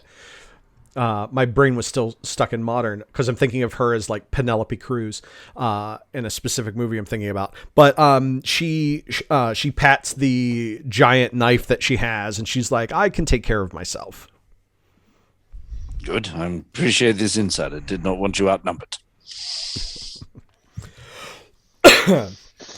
All right. Let's see. I'm going to remove positive fighting song or positive college songs because it's no longer applicable. Mm-hmm. Yeah. Cursed bearskin cloak. I will keep that one. I like that. I still got it on. It's still on. Yes. So let's see. Well, the longer we take, Maria, the days wise, the bigger bonus you get. So there's the investment of time versus the. Well, I needed if it's going to Bruno, if it's going to take you a couple of weeks, that's okay. I can actually head back down the mountain, like get supplies and meet back in a couple of weeks if that's preferable. Excuse me. So, like that's totally on you. Well, we'll come back after we have an investigation of what is there. All I can right. give you a better estimate, but we will definitely be back in a few hours. Okay. Several hours. She kind of like takes a look at the canary in the cage that you have, and she's just like, "How is that thing surviving the winter storm here? The cold of the mountains." I've been told it survived a lot. It's in the way the feathers ruffle. Oh, it's vigorous. Is that bit bigger and bulkier than most canaries? Yeah, it's got a bit more muscle on it. Well, so I mean, my question is if you've got a very like tough canary, is it really serving the purpose that you need? No. It started out weedy. And just got tougher and tougher. Okay, I'm just checking because if you've got a canary that will survive anything, why take a canary? I don't. Okay. Well, at any rate, I wish you the best of luck. So, yeah. And you too. All right. All right. So, Mate, is it time for you to lead the way? Think so. We're going in. Before we go, does our researcher have anything that he wants to poke around on the outside to give us an idea of what maybe any heads up going into this one? I assume that the Vesh have different markings and different types, and maybe with our experience, we would get an idea of what type of temple or establishment we're stepping into. So I think I would. Definitely sounds like a thing that I could look into and have a look. Yeah, I think we can dust some looks over things at off. Fabian and just says, "It's old, but Fabian, what are we walking into here?" All right, so yeah, I'll go and have a look about, try and see if I can work out from the architecture and the bits of writings that we can see if I can gather a vague idea of what we're entering. Okay, great. So let's do this as a well. So there's two different ways that we can. Sorry, I'm thinking of. Yeah, this is going to be an overcome roll lore. As you're kind of like investigating the ruins, like checking out the architecture that you can see, whatever writings might be there. Just let me know if you need a boost or anything. All right, so let's see what I get when I roll lore. All right, that Plus is a 3. 3. I did not set a difficulty, but that will no, I forgot to part of that description. But that is successful. You learn that this particular location. So one thing that you know about the Debesh is that they were very like academically oriented, like they were just like you in the Renaissance, interested in understanding the world and how it worked, and that was like the main thrust of what they did. And one thing that you like all like uncovering this thousands of years old civilization is something that has only happened in like maybe the last 10 years. So like this is a recent thing. And all of the locations that you found that have been fairly sturdy have been kind of like almost like academic libraries, have been, like day-to-day stuff, vomitoriums, things like that. What you found here appears to be some sort of, for lack of a better word, military installation. So this is like a Debesh, like you see a lot of the Debesh symbols for war here. And so you believe that this is probably the first kind of like, I don't know, fort that you've kind of encountered of the Debesh.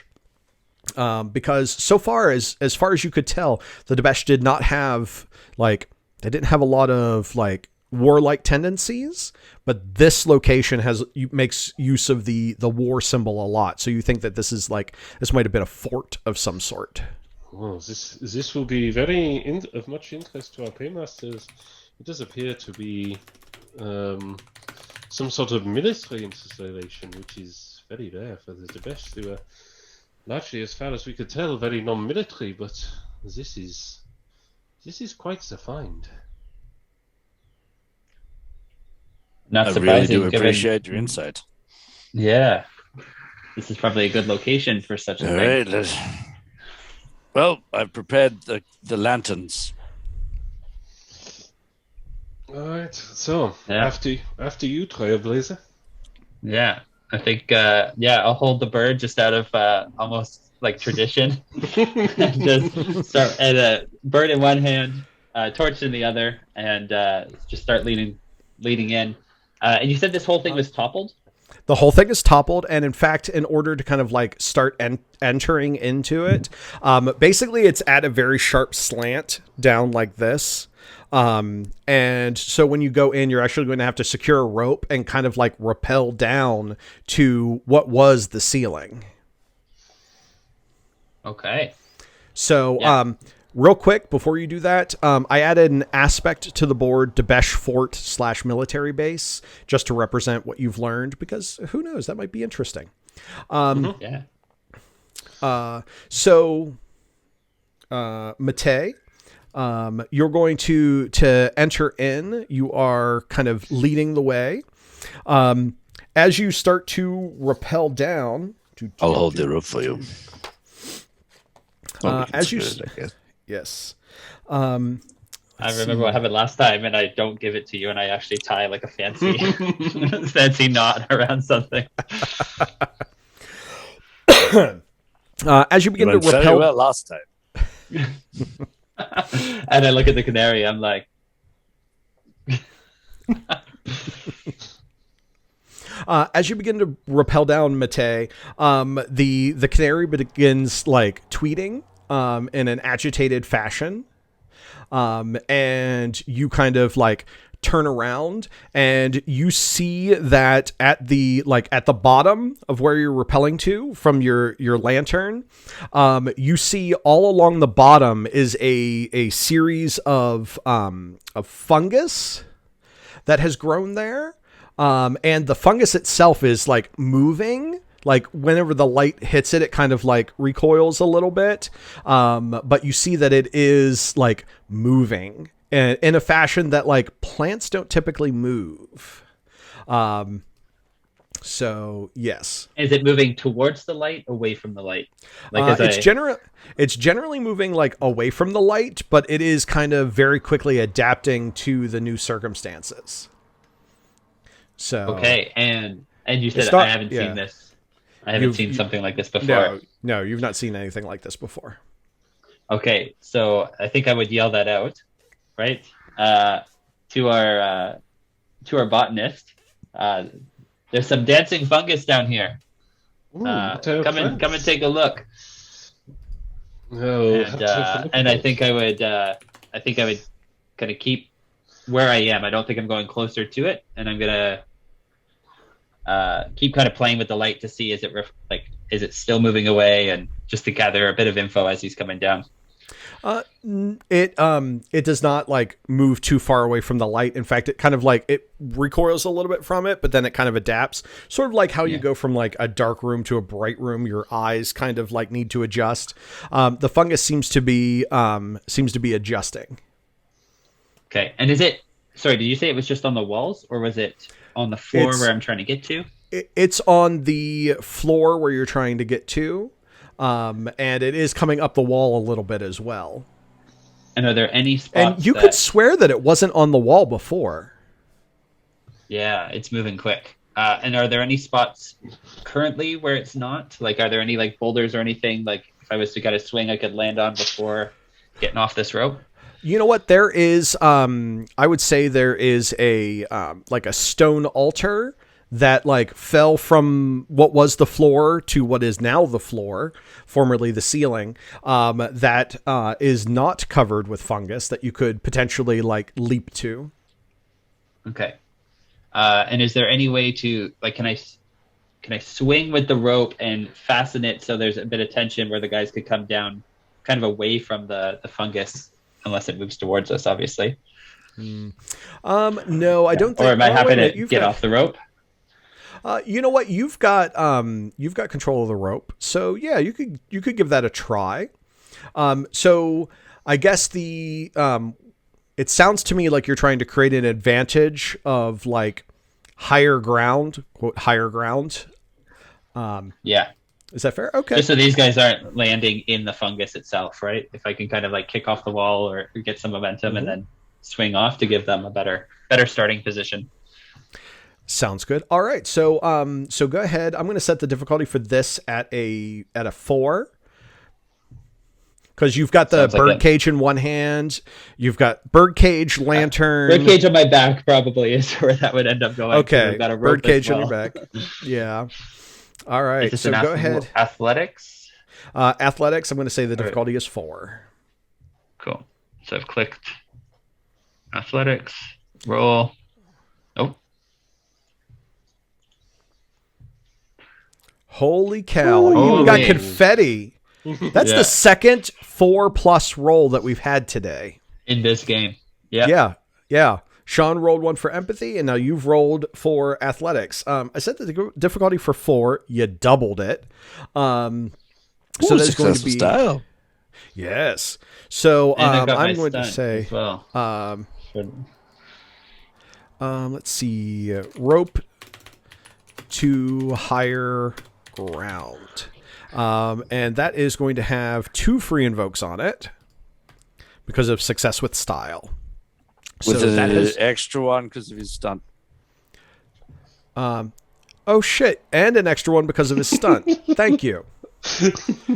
So rope to higher ground with 3 free invokes on it. Damn, nice. There we go. All right, The thing is tied secure. I'm standing there. I've got the torch now, and I've got the bird off my back, and I'm holding it, and I'm just like waiting to see who's coming down. All right. Just so I understand, is it a torch or a lantern? Oh, well, yeah. Who handed this to us? Was that Sean? Was that you that prepped these? Yeah, I said lanterns. Perfect. Lanterns. There we go. Yeah, all right. They're lanterns. Okay. All right. Just making sure. All right. Easier to go down the rope without flame. After as you're tying off the rope to higher ground, I'm going to give you a compel, Fabian, on cursed bearskin cloak. All right. You've noticed that the cloak that you've been kind of like making sure to stay in, as you're tying the rope, you notice that the cloak. I'm sorry. Is this Is it Mate that's got this it on? This is a compel. Or is it I'm sorry, Mate. My bad. No, Oh, okay. That's I'm fine, so yeah. sorry. I'm sorry. I misspoke. That's fine. Mate, I'm offering you a compel. That as you're tying off the rope, you notice that the cloak has kind of like, because you've like been like this with the cloak so long, the cloak is kind of like bonded to your hands, and they are like halfway between human hands and bear claws. Oh, that's fantastic.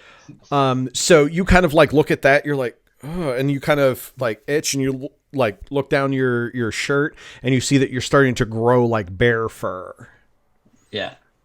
Bear in mind, this is So, borrowed goods. Yeah, no, I'm gonna totally. all right, great. I'll I'm take going that, to add Compel. that. I gave the fate point to the wrong person. There we go. Matei, yes. So this cursed bearskin cloak is working out great. It's keeping you warm. Let's see.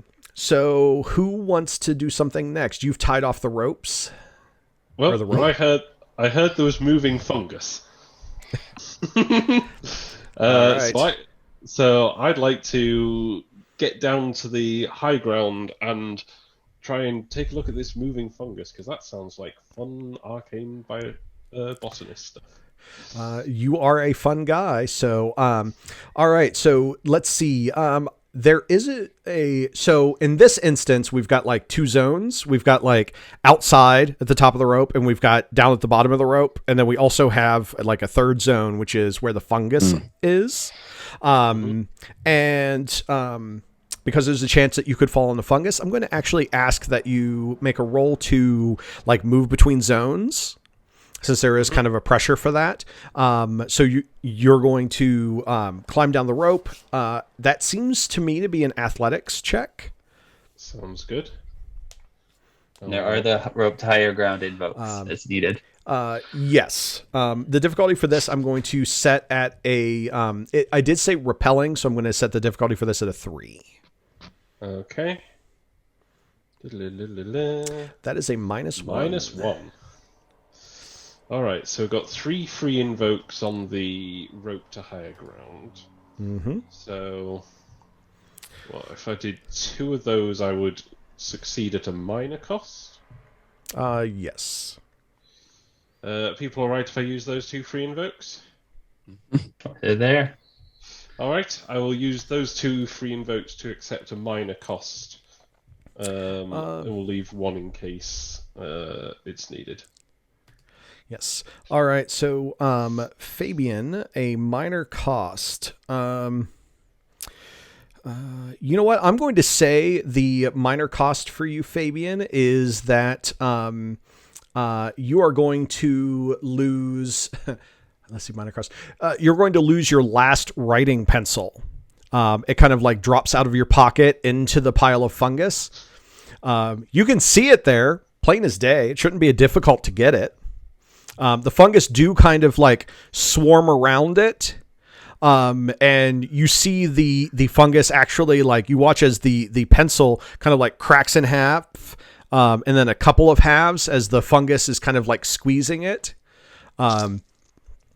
So yeah, the minor cost is you don't have a pencil and can't take notes. Oh. So, now, I mean, you can recover the pieces of pencil, but, all right. That might so not getting close to the fungus. yeah. So do you want to investigate the fungus, or do we want to let, Bruno come down if Bruno wants to come down? Yeah, Bruno wants to come down. All right. Yeah. All right. Athletics, Bruno, difficulty 3. That is on a 3. I You got rolled a a 3? 0 on the die, and he's got a 3. All right. So that is success at a minor cost for Bruno. Okay. I'm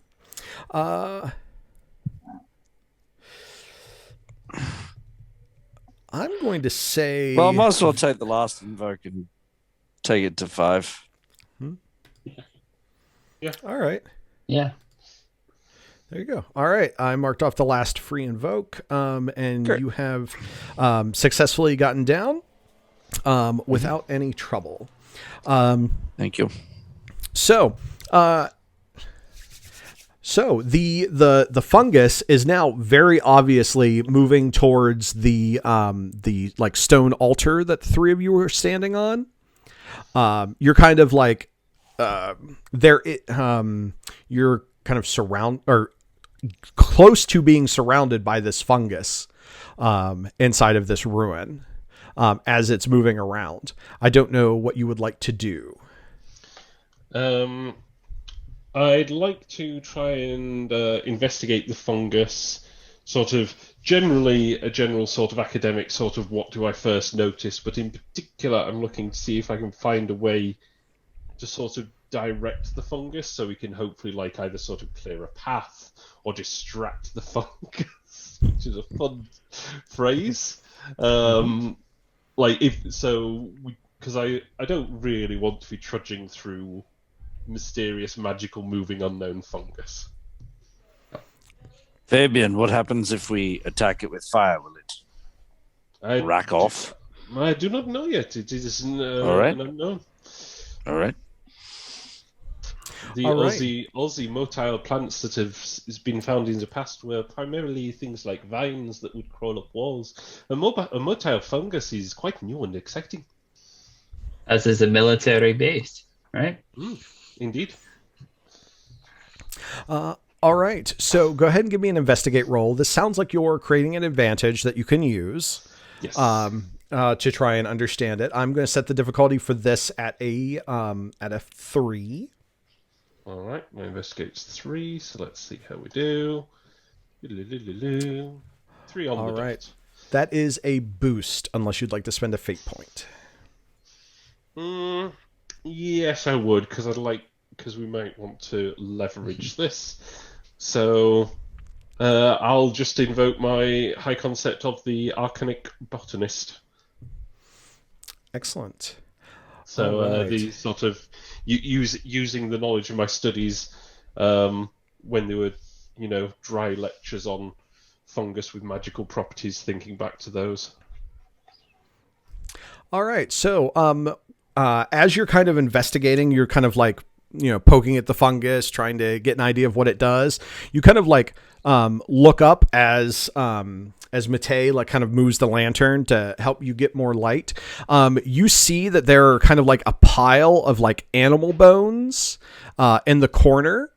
So you know that these are what is it? They are predatory fungus. All right.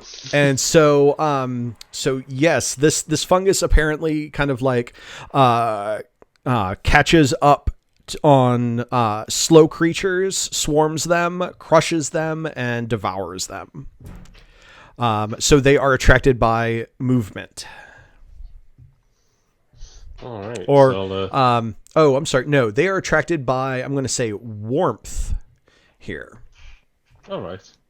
Yes. Okay, so let us know that yes. So as far as I can tell, if you look over there at piles of bones, I assume that this is one of the rare carnivorous funguses. It's probably attracted to warmth, and that's why it's moving towards us. Maybe if we create a particularly warm zone, we might be able to distract it and get past. Well, we use the lanterns first, and we have torches for when they run out. So let's light some torches and throw them over there. Well, where do we want to go? Because we'll throw them the other way to where we want to go. Where are the Brits? Right. Yeah, what's the layout of this space? Now that we're kind of in here, we've kind of checked out the fungus, and we know. What are we looking at in terms of optional paths? Sure. So, let's see.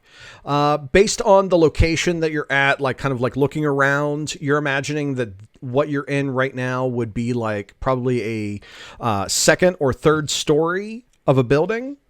So you would imagine that with this being a Debesh fort, that any of their supplies probably would have been buried underground, which means that you have to go up. So you see that there is, basically the wall that you rappelled down was the side wall.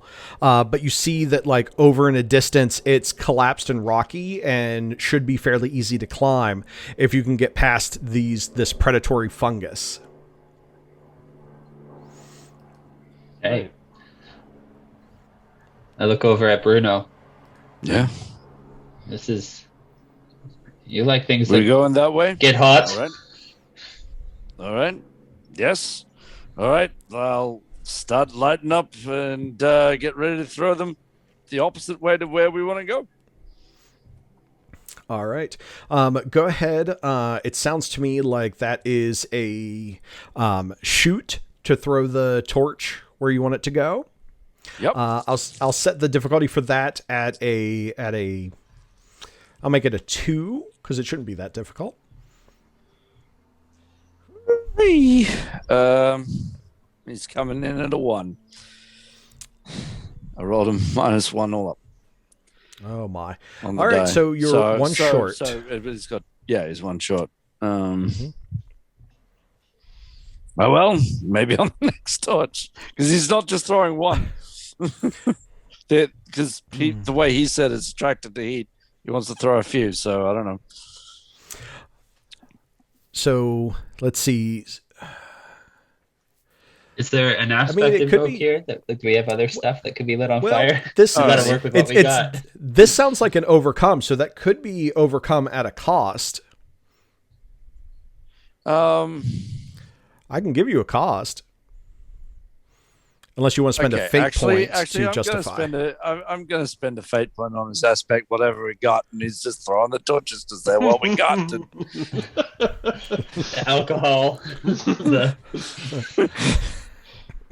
Well, I imagine that like you take out a roll of toilet paper, light it, toss that because you want to keep the torches because like they're much better for exploration. And this is in 2020, so we can set toilet paper on fire.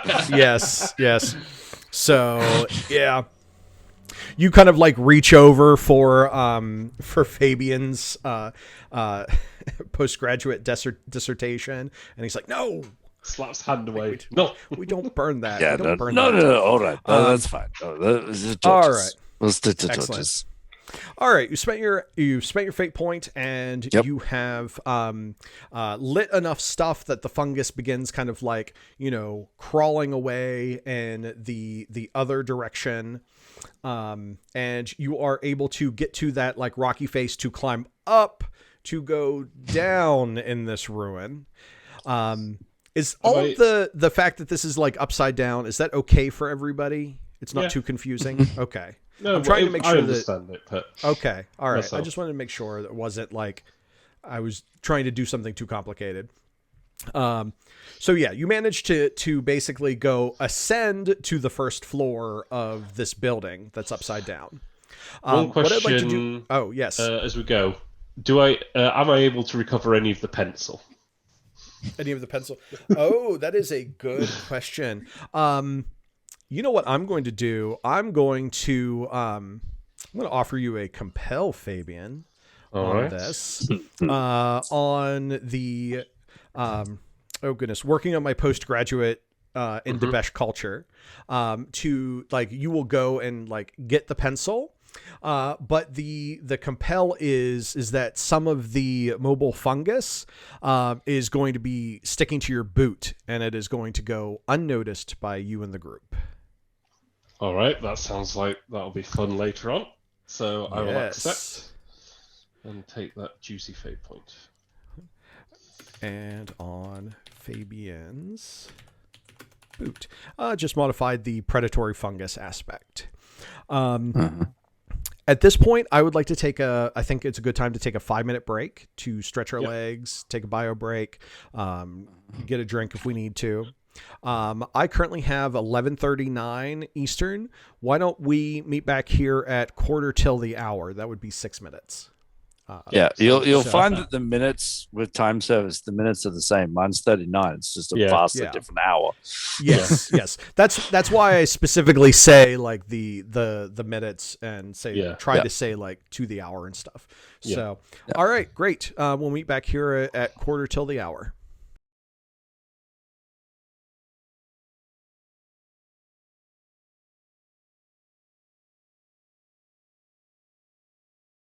All right. He's like, oh, that wasn't recorded.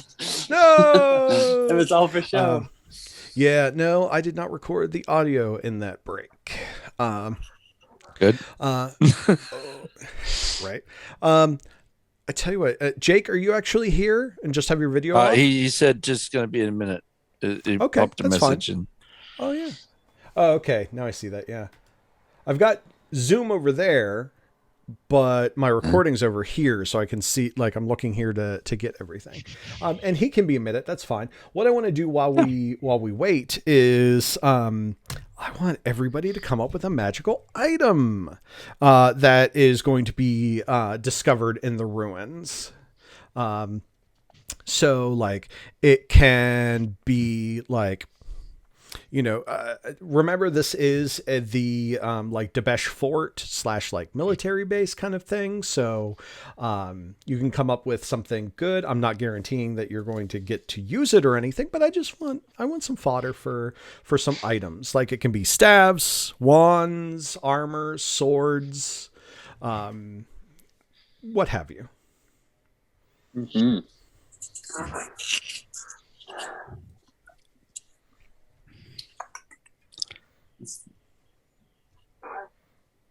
So I think I think one of the items is this powered gemstone thing that's all kind of wrapped in this interesting metal, and there's a whole, like, basically a whole bunch of these swords, and as long as those swords are within range of this thing, they imbue some sort of power, whether that's something elemental or something like that, and this would be something that would be carried within a squad, and all of the people would have these swords. But there is like that range restraint on it. So I like that. Someone needs to steal that for a game. So sorry for the delay. Oh, that's okay, Jake. That's cool. Listen, we're just coming up with magic items that might be in the cache that you find. So so Greg just said that there's like a powered gemstone with like a metal casing that is kind of like magically powering with like elemental energy a series, we're going to say a half dozen swords. As long as they're within range. Yeah. Yeah. They get this. So that's... Alrighty, I'm thinking a silver condor-headed staff with sapphire eyes that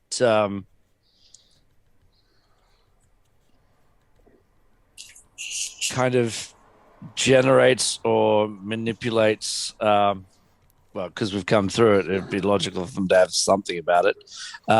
Manipulates kind of the ice storm. Or does ice things itself. Okay. So it's the staff of Elsa. Yes. But unlike Elsa, once you've got this staff, you don't want to let it go.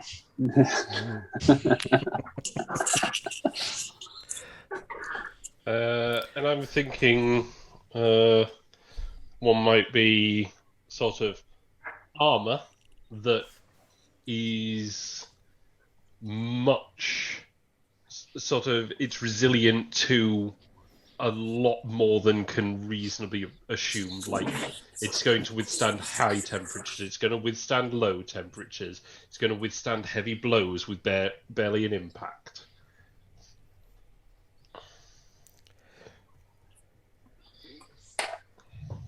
Okay, I like that. I'm also presuming that if someone wears that armor, that like, it basically kind of like dulls the uncomfortable, or dulls suffering. Yeah. So like, overly hot temperatures aren't quite as hot. Overly cold, not quite as cold. Your mother's Pain guilt trip, lessened. not quite as guilt trippy, Do what I want, Mom. Pain is lessened. Yeah, no, Yes. I like that. Yeah. Like, reduces any concept of suffering. Yeah. Yes, those are some really good magical items. All right, great. So let's see. I want to take a look at your characters to see if there are any compels. Let's see. Bruno's down a fate point and Fabian's down a fate point. I don't think we're going to. Yep. How many did you spend? Because you got that compel to get the. No, I'd already thumbs on your spent boot. two. Mate. Oh, two. Yeah. Okay. Yeah. Yeah. Oh, and we would have noticed. Have we actually noticed that Matei's slightly more hirsute than normal? Actually, With that's his a great bare hands. That's a great question because he's starting to get like a little bit of a like snout that's starting to grow out of the front of his face as part of this curse. So he's got a little bit of a growl to his voice. I think he's numb to it too. Like he saw the hands piece and was like, "Oh, that's weird," but doesn't even recognize that anything's changed up here. Like years of like wearing stuff for shows and things like that. And I think maybe part of the curse is like I don't even know that it's just like Fabian like leans over to Bruno. It's like, is he aware that he appears to be turning into a bear? Should we let him know that or not? Oh, absolutely. We've been with him enough that we can tell uncomfortable truths like this. That's fair. Matei? I think he's aware. There we go. Sorry, my I didn't hear any of that. My wife's car just pulled in, and the Bluetooth jumped to her car. So I saw you. I was like, "Oh." So sorry, I'm back now. All right. So what did you say? No, that was actually between the two of them, and we've come to an agreement. Now comes the role play with Matei, so that's great. Yeah, great time. Perfect. So, Matei, you're growing. You're like Ursus Pinocchio. You're turning into a bear. and I kind of like start tapping around, and I assume I can feel this happening. Yes, yeah, absolutely. Feel this face with your bare hands. With my bare hands. I think the first thing is, does it look good? He's a showman, so is it a good look? So is he going brownish, blackish, like? I'm gonna say a black bear. Okay.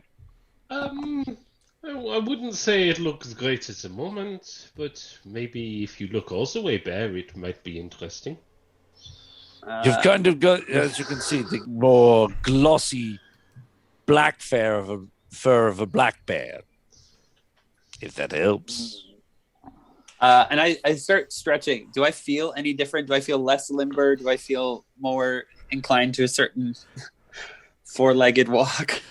Yeah, actually you do. Like it feels like it would probably be perfectly natural for you to walk on all fours. Yeah. Just you want these. The thumbs are great. Thumbs are very nice. They help with the manipulation of things. Yeah, it doesn't quite have the paw doesn't have quite as much articulation in that thumbs maybe you want.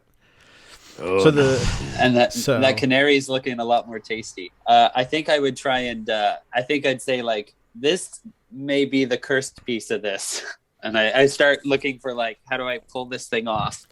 Oh no, it is 100% grafted onto you. Like it is part of you. Like, yeah, like there's like a part of the cloak down by your ankle that you pick up and scratch because it's itchy. Yeah. So.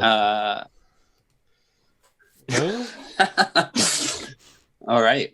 This is not ideal. But, No, I passed the canary over to Fabian and say, "You better hold this." And then I look over at Bruno's gun and his sword. Assuming that you have a sword or something, and say, "Yeah, oh, totally, yes, yeah." Like if I don't make it out, beautiful guys, saber. Hey. I'll be very warm on the way out if you need me. But let's see if we can sort this out before this gets any worse. Yes. So you're going to try and remove the cursed cloak? I mean, I was trying to find a way to remove it. I don't know if it doesn't sound like I can. Oh yeah, no. There is a way for you to remove it. The question is like, what is going to be the group's approach to removing this cursed bearskin cloak? Already. Oh yeah, let's get this off. So, do we want to have a bit more of a look? Because you never know. You've got a Debeshian problem. We're in a Debeshian place. We might find a Debeshian solution, so we don't have to peel it off of your face. And it sounds better than rolling around in the fungus and letting it eat the bear off me. So I did think of that. I did think of that. If we acquire some of the fungus, we might be able to make a. I know of several ways to make various poultices that might help in liberating it from your skin. A little abrasion. Alrighty. Debride Do we want some of the fungus? At this point, Fabian, you feel like a bone-crushing squeeze on your calf as the predatory fungus that had attached itself to your boot has crawled up your boot and it making an attack on you. So how are you going to try and resist this fungus attacking you? I think fall on the floor, screaming and desperately clawing it off. That sounds like fight. With yeah, sure. Sure. All right. The fungus is going to get +5 to my roll. Which I rolled a -3, so that is a total of 2. I think I'll take fight as one of my +1 skills for this. And we will roll it. Oh dear. So my result was a 2. Mine is result a was a -3. -2. So that is a 4 stress hit. No, that's including the fight bonus. That's a -3 total. No, it doesn't have it because it's got a +0. Yeah. Well, yeah, I'm not sure why I didn't add it into the roll, but yes. I'm not sure either. But all right, so that's a 4 stress hit, unless you want to start spending some fate points. Yeah, do you want to re-roll, buddy? Yeah, that's in good re-roll territory. Yeah, definitely.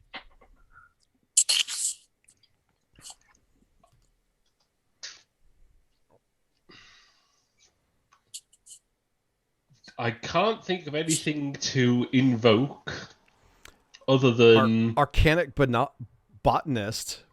Like you haven't used it for this exchange. It's true, actually. Yeah. Yeah. Let's do that for a Let's do that for a re-roll because sort of like in the haste of like trying to fight it off, like poking at the bits I know that are weak in the plant. Well, funguses aren't plants, but. Complete flip. There you go. All right, there we go. That is a not a hit. That is a successful defend, and that is great. You managed to with your screaming and mostly your actual knowledge with plants and the fungus. You managed to get it off of you and you. Between you and Bruno, you guys managed to smash it all with your boots. Yeah.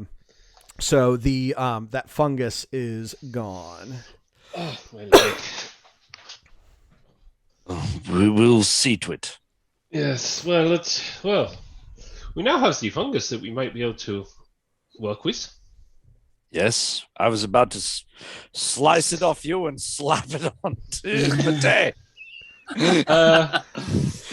Yeah, I'd like to go about trying to sort of use parts of this fungus, largely try and extract the digestive enzymes and try and make a sort of poultice that'll sort of start eating away at the connection between the bear skin and Mate. All right, that sounds like you are using lore. Is that lore? Or would that be it's the sort of where I would be using crafts, but I've got my stunt. Yes, that I get to use lore. Nice. Excellent. Let's go ahead and do that. I'm going to set the difficulty for this at a 6 because it has merged with good old Mate, and it's part and parcel of who he is. He's let it go a little bit too long. Yeah. If you want me to make and if you're willing, I mean, Mate, you can help, but I don't want to do too much, but I can, get in and get some nice thin Mate, thin slices so that the poultice goes in better. Thin, delicately placed, not deep. Precision. You do make a good sandwich. I've seen you.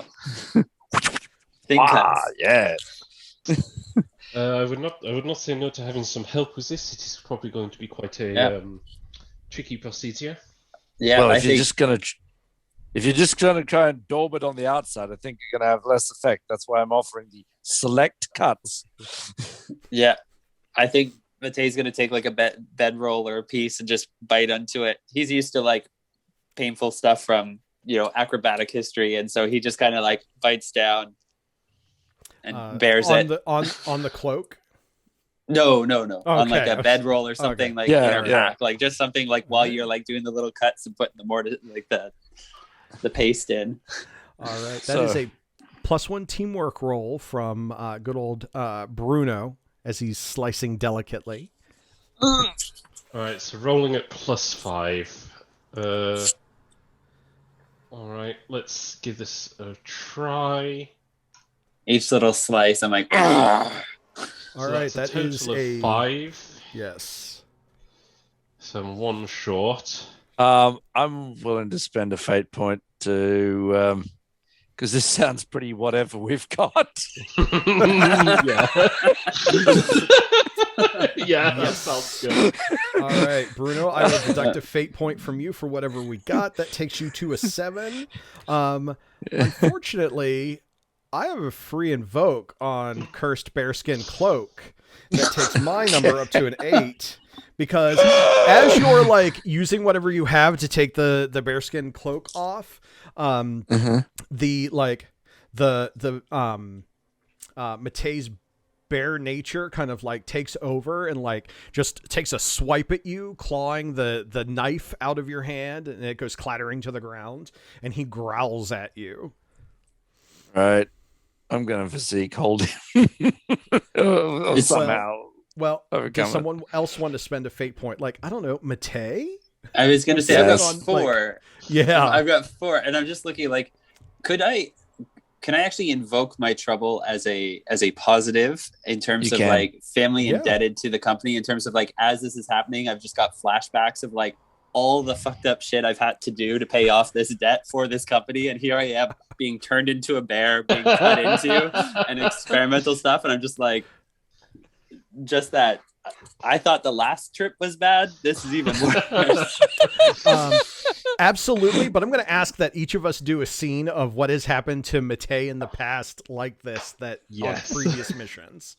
So we will wrap up. Actually, Greg, why don't you start? Tell us about a previous time something like this happened. Oh yeah, I think this was there was another delve that went on, and I had to. Bruno was going to have to basically catapult me over something, and it did not go very well. It was like this whole like I was trying to teach him like the 1, 2, 3, like this is how you do this, and he was like, oh, 1, 2, 3, 4, and I jumped before he threw, and like not good. It's like I landed. thought you went 1, 2, 3, go! Not 1, 2, 1, 2, 3. 3, go! Yeah.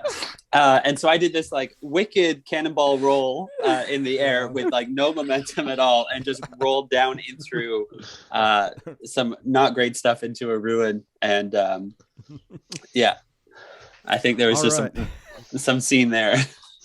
Awesome. Sean, tell me about a time that something went wrong with Matei.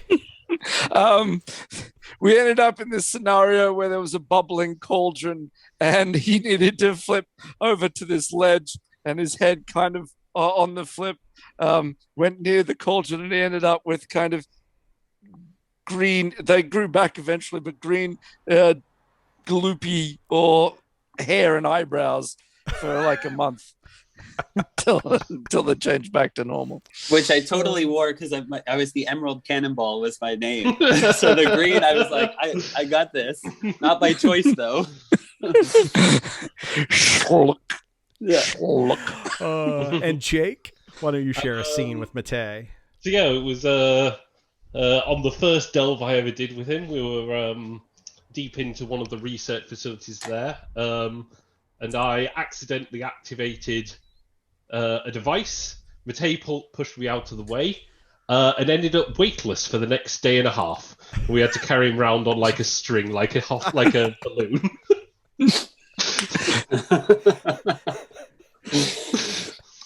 Yeah. Until it all of a sudden, unceremoniously, ended it abruptly, and he just splat onto the floor. So, so Greg, if you'd like to, at this point, we're almost done, but if you'd like to add another aspect to your character, that is, I always get the side effects. You can feel free to do that if you'd like, because that feels very natural at this point. Yeah, definitely does. So yes, Thank you. You have succeeded at getting the bear cloak off of Mate. As you're working your way with the enzymes and the knife and everything, as it's coming off, like his hands are returning to normal, his snout is turning into a nostril, and like returning back to his nose form, and so like everything is returned to normal by the time you get the bear cloak off of him. What do you do with the cursed bearskin cloak? I say, we're selling it back. fuck it. I don't know. I don't care how much this sets us back. And I throw it into the fire where all of the things were, all of the fungus. And I'm just going to let the fungus eat away at this cloak and hopefully not turn into a fungus-filled bear that we have to fight later. All right, so Randy? So Fabian, I would like to offer you a compel. No. All right. So you have taken care of the cursed bearskin cloak. Oh my God, that was great. All right. So as you continue on your way, you explore the first floor, and as you do so, you hear as you're exploring the first floor, there's kind of like a doorway, like a double doorway out, and you can kind of like explore your way through the ruins of several other buildings. As you're doing it, you're working your way east, and you hear a detonation from not too far away. That sounds very British. Indeed it does. With haste, let's go. Let's press on. All right. As you get closer to the where you heard the detonation, you begin hearing screaming, like people yelling, like "Help! Grab that! Do this thing! Stiff up her lip!" All that kind of stuff. Yeah. From British. What's that? Tip tip. Pip pip. Cheerio. Pip and all that. I'm gonna roll to see if I smell French cologne. Well, I'm going to.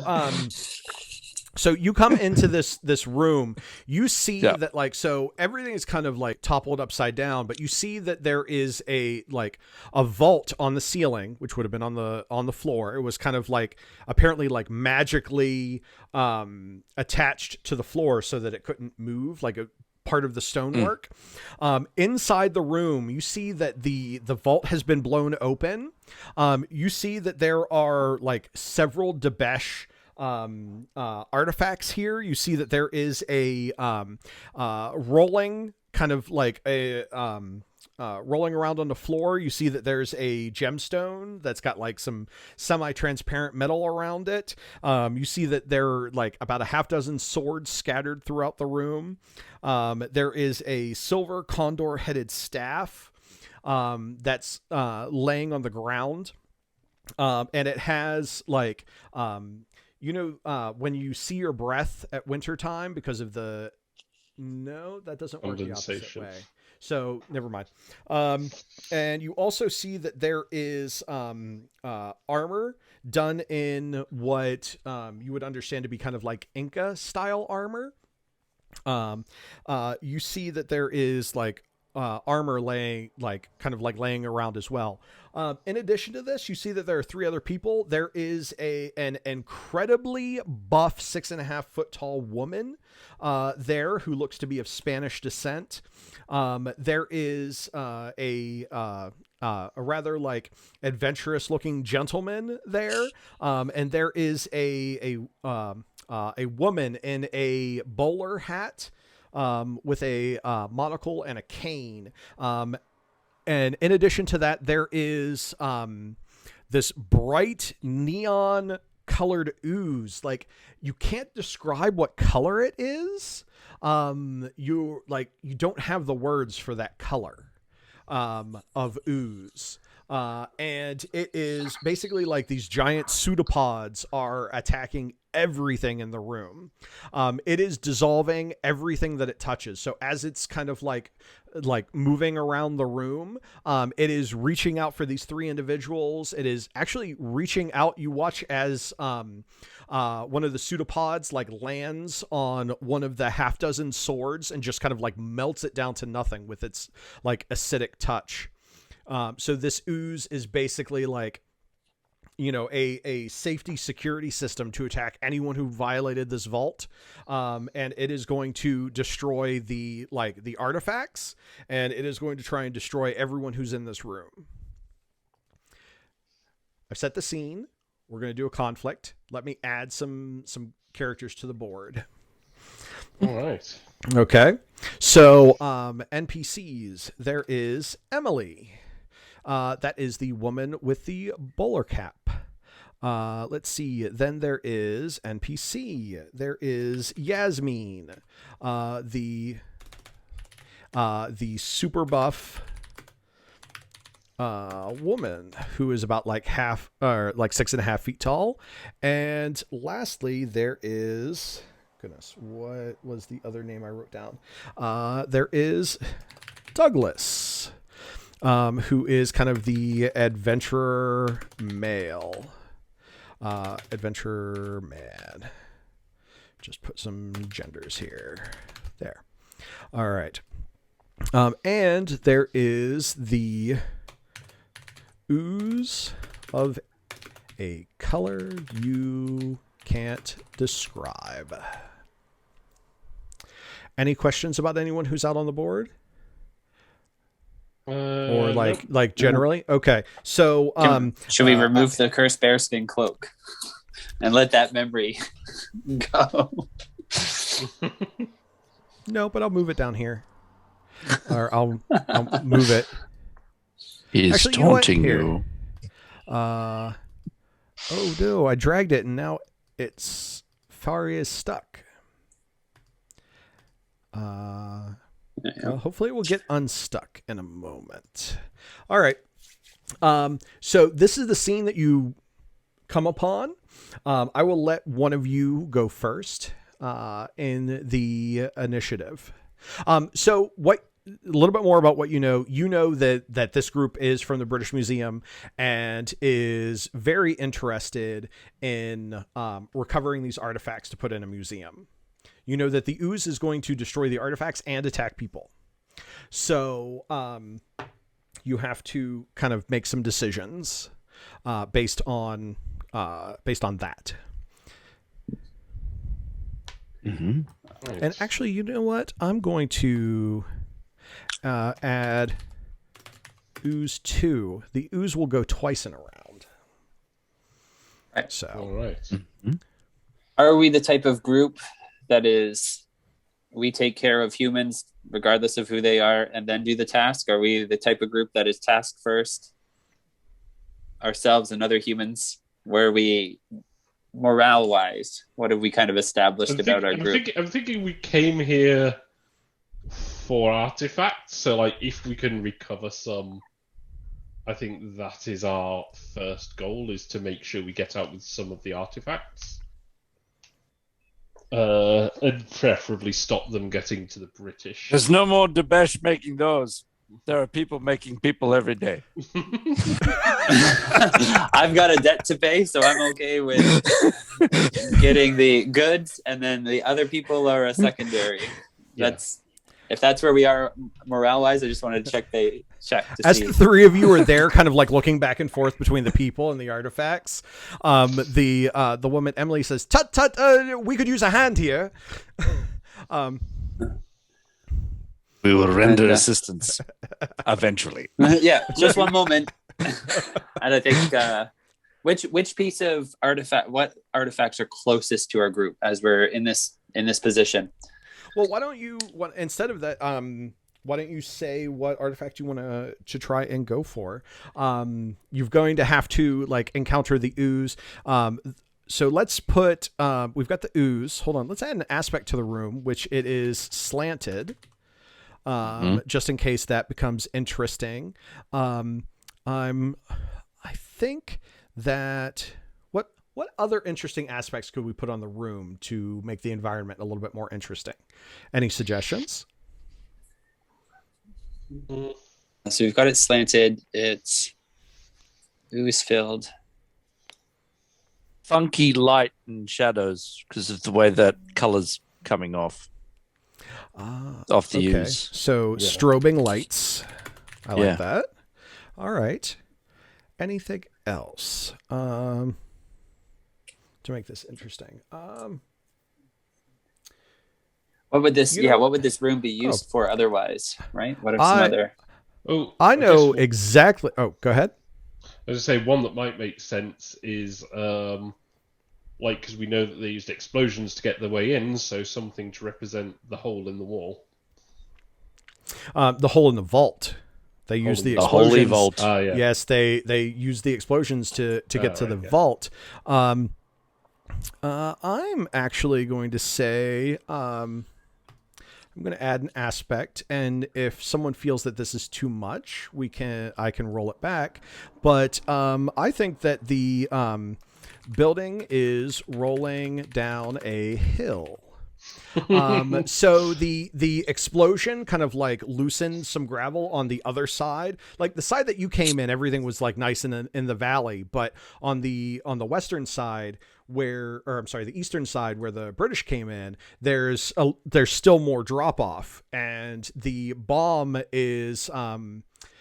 has, let's say, threatening to fall off a hill. So the room itself is kind of like teetering. You see where the British had like climbed in, and you see that like the room itself is kind of like teetering. All right. So too much disturbance, and we could have a very interesting finish. Yes. All right. So who of you would like to go first? I think I would reflexively just slide down whatever slanted surface there is, and I would probably be eyeing up the armor that Jake had talked about. I think that's probably closest, and my goal would be to scoop it up and toss it up towards Bruno. Is kind of ready to receive. All right. The ooze is going to resist you on that, and so as you are sliding down to do that, it is going to throw out like a little pseudopod to try and stop you. So you're going to have to make an athletics roll opposed by the ooze. Let me see here. I'm going to give the ooze. What I'm going to do is, let's see. It is built for destruction, but okay. So it is going to get a +3 to this roll to attempt to stop you, and so that is a 6 result. Okay. Go ahead and roll your athletics. And with athletics. And now if I'm wanting to invoke anything, it's after the roll first, right? Yeah. Always invoke after the roll. So there we go. Yeah, I got a 6, you got a 4, so that means it's going to stop you from getting there unless you want to start spending fate points. Yeah, and can I invoke kind of 2 aspects at the same time, or is it just one invoke? What's the? Well, you can definitely do 2. This is an overcome, so you can also choose to succeed at a cost. Okay. Yeah, no, I think if I can. So would I be invoking like the slanted aspect here, or would I be invoking? Yeah, you can say that like, the momentum. All right, good. Go ahead and spend your fate point for that. That takes you to a 6, which could be success at a minor cost, or you can spend another fate point to make it just a clean success. Yeah, I think it's pretty shiny, that armor. So in terms of, it looks a lot better than the bearskin cloak that I just had on. All right. So if that one works, I'll invoke one more, and then I think the goal is to get down and grab that armor, and then all right. I'd say don't put it on. All right. So, so with that expenditure of fate points, you are successful. You manage to get the armor and you toss it back up to Bruno. And Bruno, yep, you managed to capture it safely. So, so yes, one of 3 main artifacts here. Who goes next, Mate? Bruno. Yeah, I think let's see what Bruno does with the armor. If that's a catch, if that's a put on, if whatever that is. Well, Bruno caught it and you guys have successfully acquired that. If Bruno wants to put it on, there's that. He doesn't know what it does, but yeah. Let's see. He's going to also go sliding in and how close is this gem next to the swords? You would probably have to a couple swords. You could grab a couple of swords or the gem. All right, it's a gem. It's a freaking gem. All right. Yeah. So he's going to go on in and try and. But he's not as lithe as Mate, so he's kind of sliding in, but then kind of trying to flip out on a rope and deposit it himself. So he's attaching a rope and going around. Yeah. All right. And gentlemen. All right. It is going to be opposed by the ooze. Right. All right. The ooze got a 0. Wow. You got this. Yeah. I'm spending my last fate point on Rugged Intrepid Swashbuckler because that was a freaking -4 on the dice. Oh, man. But the reroll flipped it to a +1, so that's a 4. So all right, that is success with style. You actually managed to get 3 of the swords and the gemstone. So those are recovered, successfully recovered. Okay. So Bruno, so do you go back, you recover them and then take them back up? Is that part of what you're imagining you're doing? Swooshing, swooshing by on the rope. Yeah. So since you're out of fate points, I'm happy to. Actually, no, because you can't say no. As you're kind of putting the stuff down, I'm going to offer a fate point to Fabian.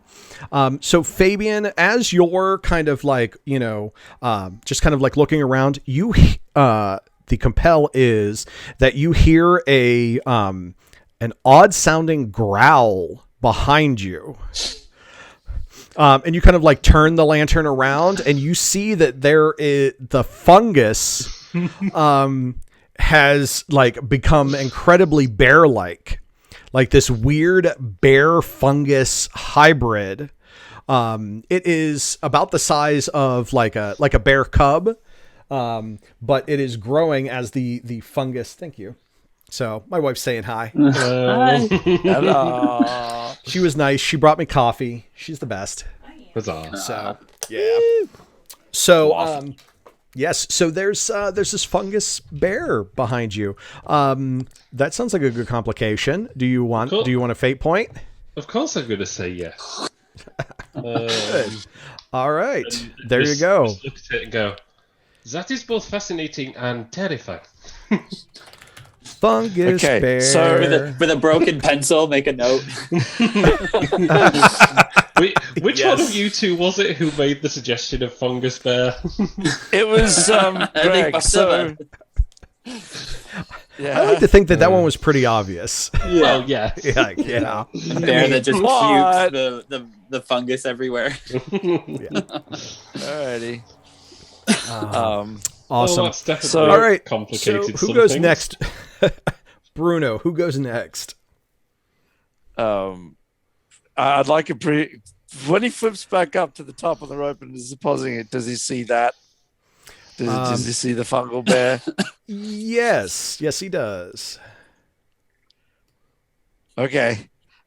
He's going to respond with Santa Maria. I guess it's time for a bamf wamf.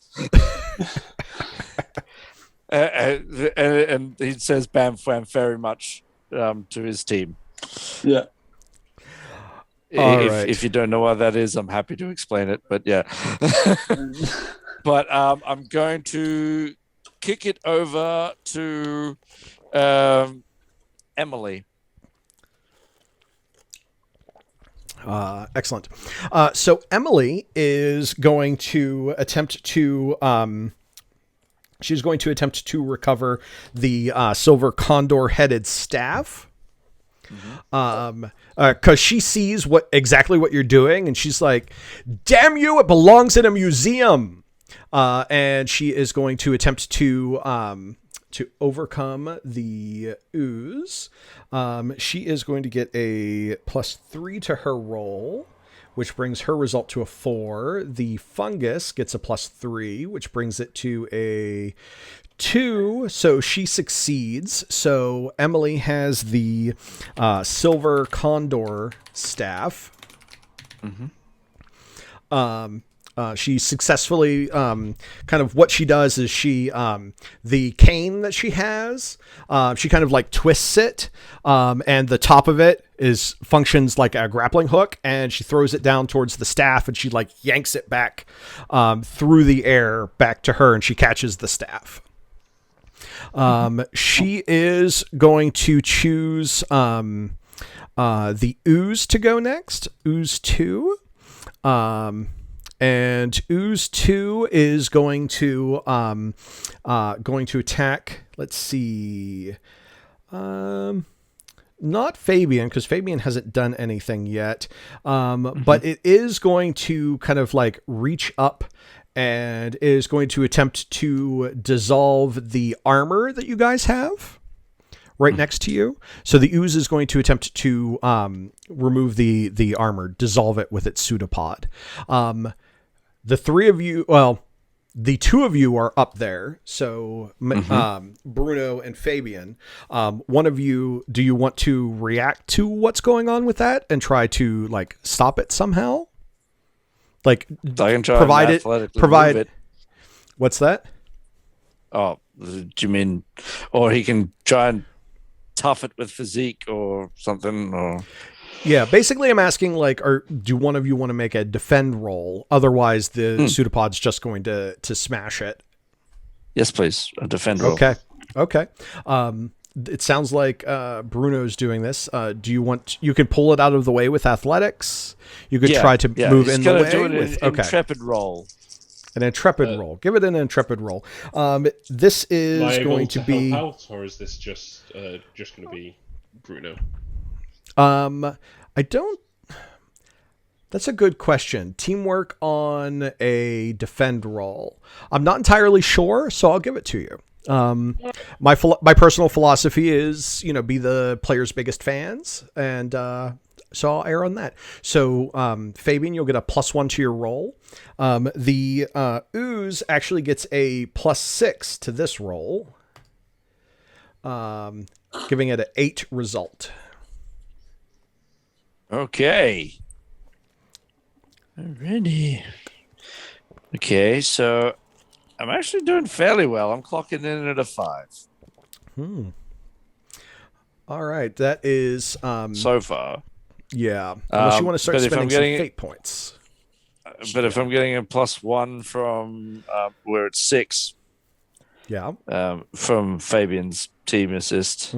Yes. Okay. And Slanted's gone. I'm out of fate points. Fabian can certainly spend a fate point. Yeah, I would like to invoke Fungus Bear. Okay. And Tell me more. Basically, as the tentacles coming in, Bruno mostly gets the armor out of the way, and just as the tentacles coming in, the bear launches in and bites down on the pseudopod, knocking it out of its path. Spend that fate point. That sounds great to me. So awesome. All right, so you successfully defended against the armor. The ooze is going to choose Douglas to go next. So Douglas is going to Douglas produces his pipe, and he pulls out basically kind of like a bandolier of tobacco. And he pulls some like bright red tobacco out, puts it into the pipe, and begins smoking it. As the smoke comes out, you watch as it kind of congeals into like a transparent pink bubble around Douglas. Douglas is basically creating a safety bubble around himself with his magic pipe. So yeah, as you see this, you recognize that the pipe itself is, it's not so much like, it is a Debesh pipe, not a modern day like English pipe. And then Douglas is going to choose for Fabian to go next. All right. So, the slanted, does that mean that there's a fair degree of height gap between where I am and where the action sort of with the British people are? That is a great question, and I'm going to say yes. Yes, it is. Because I would love to go and get into all that stuff rather than stay up here with a fungus bear. But that's a bit high up, isn't it? Yeah, it is. It is. That is a good idea for a compel. So, yes. So you've got, I clicked it at the same time you did. Yeah. So rather than doing the sensible thing of running away from a fungus bear, I guess I'll try and deal with this. Yes. What I'd like to do is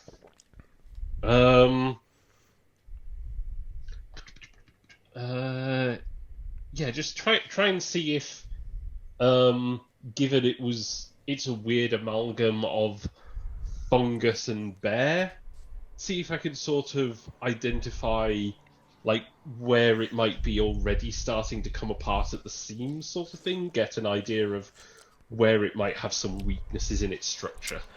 Sounds good to me. That sounds like you are that sounds like a notice. That's fair.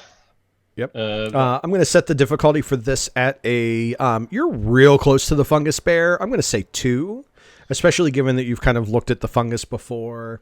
So go ahead and give that notice a roll, Fabian. I've taken notice as another +1 skill. Mm-hmm. And so we'll roll that. Oh, yikes. Dear. That is a -2 against a 2 difficulty.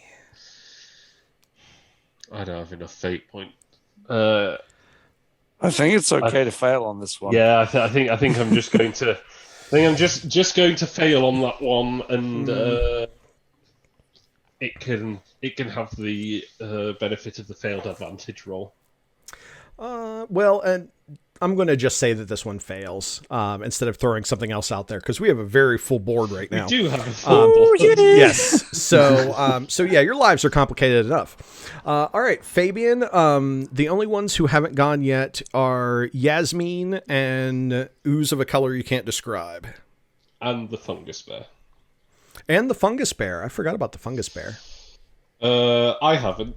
So let's let the fungus bear do as it will. All right, fungus bear.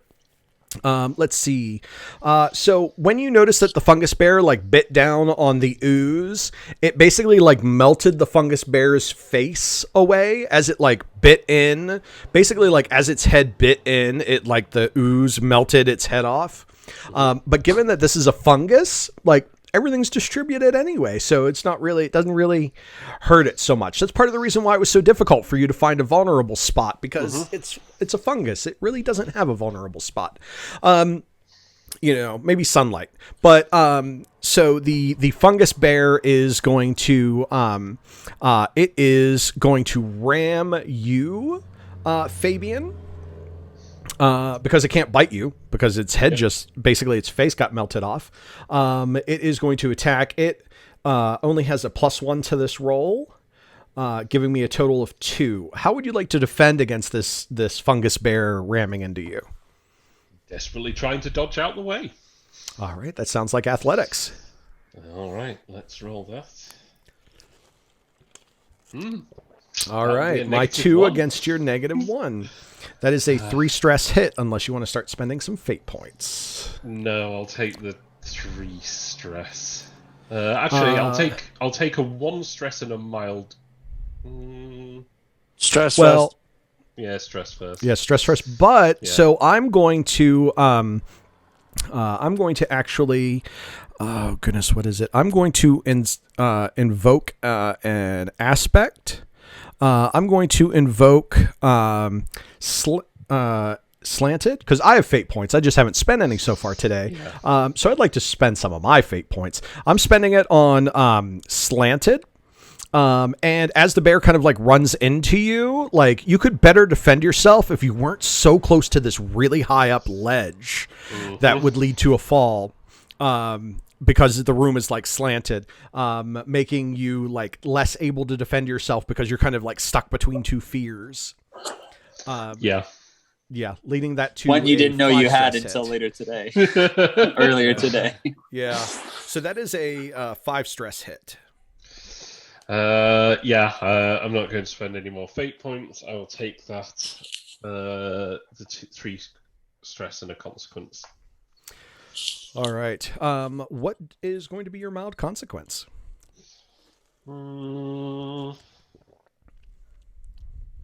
Bruised ribs. Sure, that sounds good to me. Like it slammed hard into my midsection. Sounds good to me. Go ahead and add that.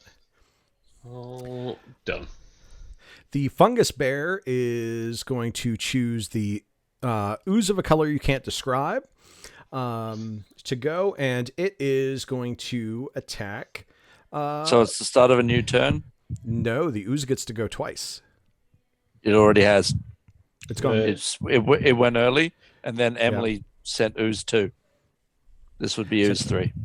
Oh, well then let's not do 3 oozes. That would not be good. So who's Fungus Bear going to choose to go first in the next round? Fungus Bear chooses Fungus Bear. Because that's how Fungus Bear do. Fungus Bear is going to press its advantage. And Fungus Bear, let's see. What is Fungus Bear going to do? Fungus Bear is going to, it just hit you. You doubled over in your ribs. Fungus Bear is going to like rear up on its rear legs and wrap its front paws around you, like fungal paws around you, and begin crushing you. So it is going to attempt to basically like do what the fungus do instead of what the bear do. It is going to get a +1 to this roll. I think a 0. I think physique is the most sensible in this case. Mm-hmm. I'm going to leave that as a 0. All right, that is a 2. All right, the fungus bear tries to like give you a squeeze. You know what? I'm going to spend my free invoke on your bruised ribs to turn it into a tie to give the fungus bear a boost. All right. Sounds good. And the fungus bear will pass it off to Fabian. So am I still? I'm not still like it's crushed me and I like got out from the grip. Yes. So, yeah. So Yes. so I got out from the grip of the fungus bear. I'm gonna try and get behind it and push it down the slope. Sounds good. That also sounds like physique. Yay! Or fight. It could be fight if you like, you know, kick it. I'd prefer fight if that'll work. That's fine with me. You managed to like, or you're going to attempt to kick it down. Yeah. It gets a +1. I also have a +1. So that is a total result of 2 against your 2, giving you a boost. A boost.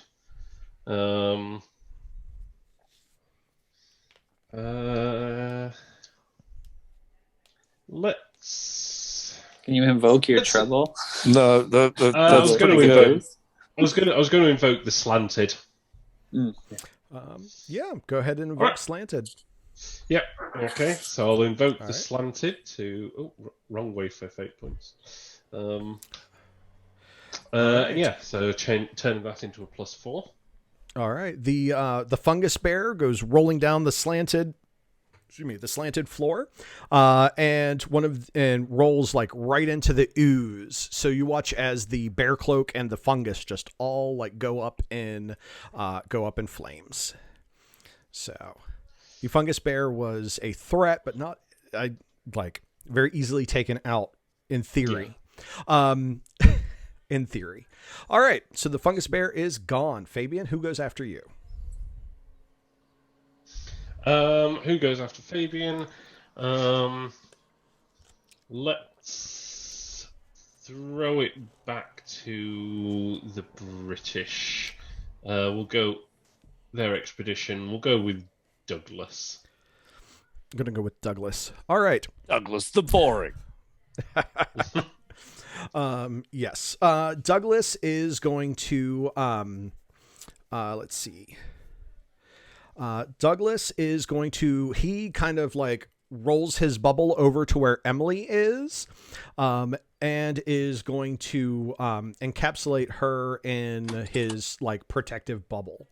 To do so, of course, the ooze is going crazy. So he rolls at a +3 and gets a 3 result. The ooze rolls at a +3 and gets a 7 result.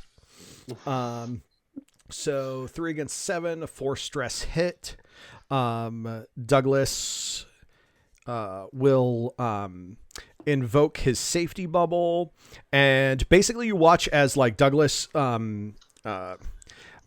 attempts to get over to where Emily is. The ooze kind of like lashes out at him, giving him like a severe burn across his chest. And his safety bubble like kind of pops that he had created. And he kind of like, he ends up like down on his knees and is struggling to get back up after getting hit by the ooze as he had tried to reach Emily. He is going to pass it to Emily. Emily is going to attempt to get to Douglas.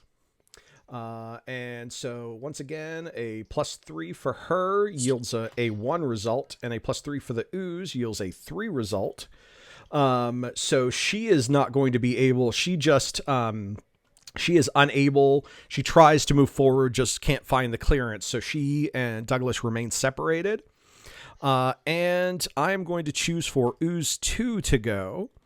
Ooze 2 is going to, let's see, tried to take out the armor, didn't work with the bear.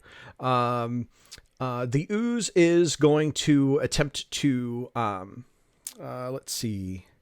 The ooze is going to attempt to take out Fabian, who's kind of standing at the edge, where the fungus, had just swallowed the fungal bear. So it is going to lash out one of its pseudopods at you. What's it rolling at? It rolls at +6. So that is an 8 result. How are you defending against this pseudopod lashing out at you? Bruno's willing to interpose.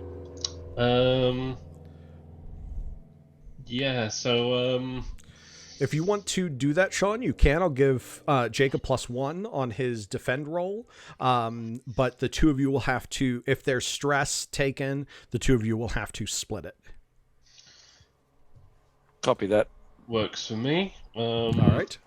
I guess I'll just again try and move out of the way of it with athletics. All right. Give it a roll. And get your +1.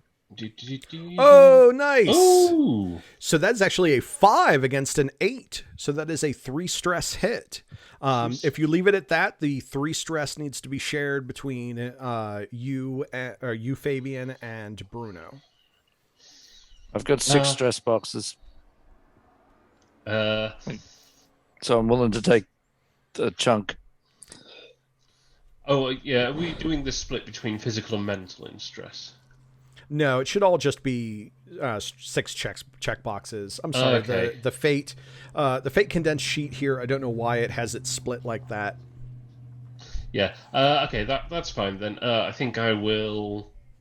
Because it does have then- both. Your will puts up the mental, and the physique puts up the physical. That's why I've got 4 mental and 6 physical stress boxes. Then yeah, I'll take some of the mental stress if that's all right. That's fine. There are 3 points of stress. Yeah. Both of you have to take at least 1. I'm willing Yep. to take 2, Oh, okay. All right. All right. seeing as it was aimed at me originally. That's fine. Fair enough. Okay. The ooze is going to Take 1. choose for Bruno to go next. All righty. So he's going to try and do a thing where it's a theory. He's going to try and do a thing where he provokes this, like, moves with athletics and tries to get the pseudopods to touch each other so they form a kind of connection loop Yeah. to see if that does anything weird. Maybe shorts it out. Maybe. You know what? Let's give it a go. So you're trying to get it to kind of like basically like slap itself, or Yeah. like see if it. Okay. Stop hitting Shorts yourself. itself Stop out. hitting yourself. Okay. Yeah. All right. Let's give it a go. Give me an athletics. I'm going to roll for the ooze. It gets a +3 to this roll. All right. All right. So go ahead and roll. I got a total of 1. 1. Fucking booyah, because that's clocking in at 5. All right. 1 against 5. That's a 4-point difference. Was your intention to do this to help take it out? Because that's what it sounds Yes. like to me. So that was an Yes. attack. So that's going to be a 4 stress hit against the ooze. So let me go ahead and add some stuff here for the ooze. Let's see. It's going to take 2 tick boxes, and it will take. Oh goodness. I will add the consequence short circuited. That one's going to have a free invoke on it for you. Okay. So basically, when you do this, when you kind of like go sliding, the two like pseudopods have a different color that you can't describe at the end of the pseudopods, and when they touch, it kind of there's like sparks that fly from this, and the ooze itself, like that part of the ooze kind of like just collapses down to the ground and kind of like. It doesn't turn into a puddle. It still has like the consistency, but like that part of it isn't taking action, but the rest of it still is. So basically you've kind of like shut down part of the ooze by doing this. And he's going to say, as he does, after he does that, feel free to withdraw from the field, you antiquarian British people.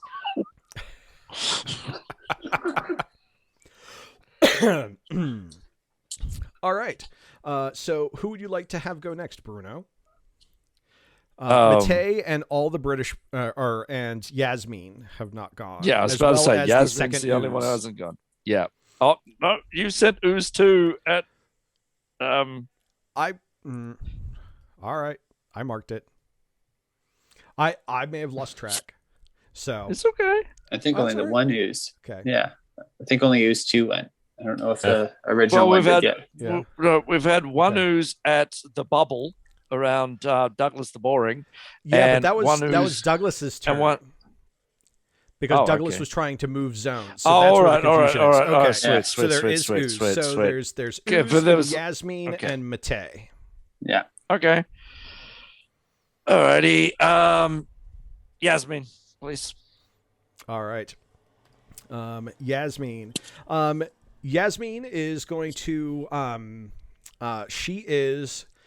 she values human life, so she is going to try to cross the zones to get to Douglas and kind of like pick him up and go through the hole that they made to leave the zone. So she is going to make a physique roll to do this because she is super buff.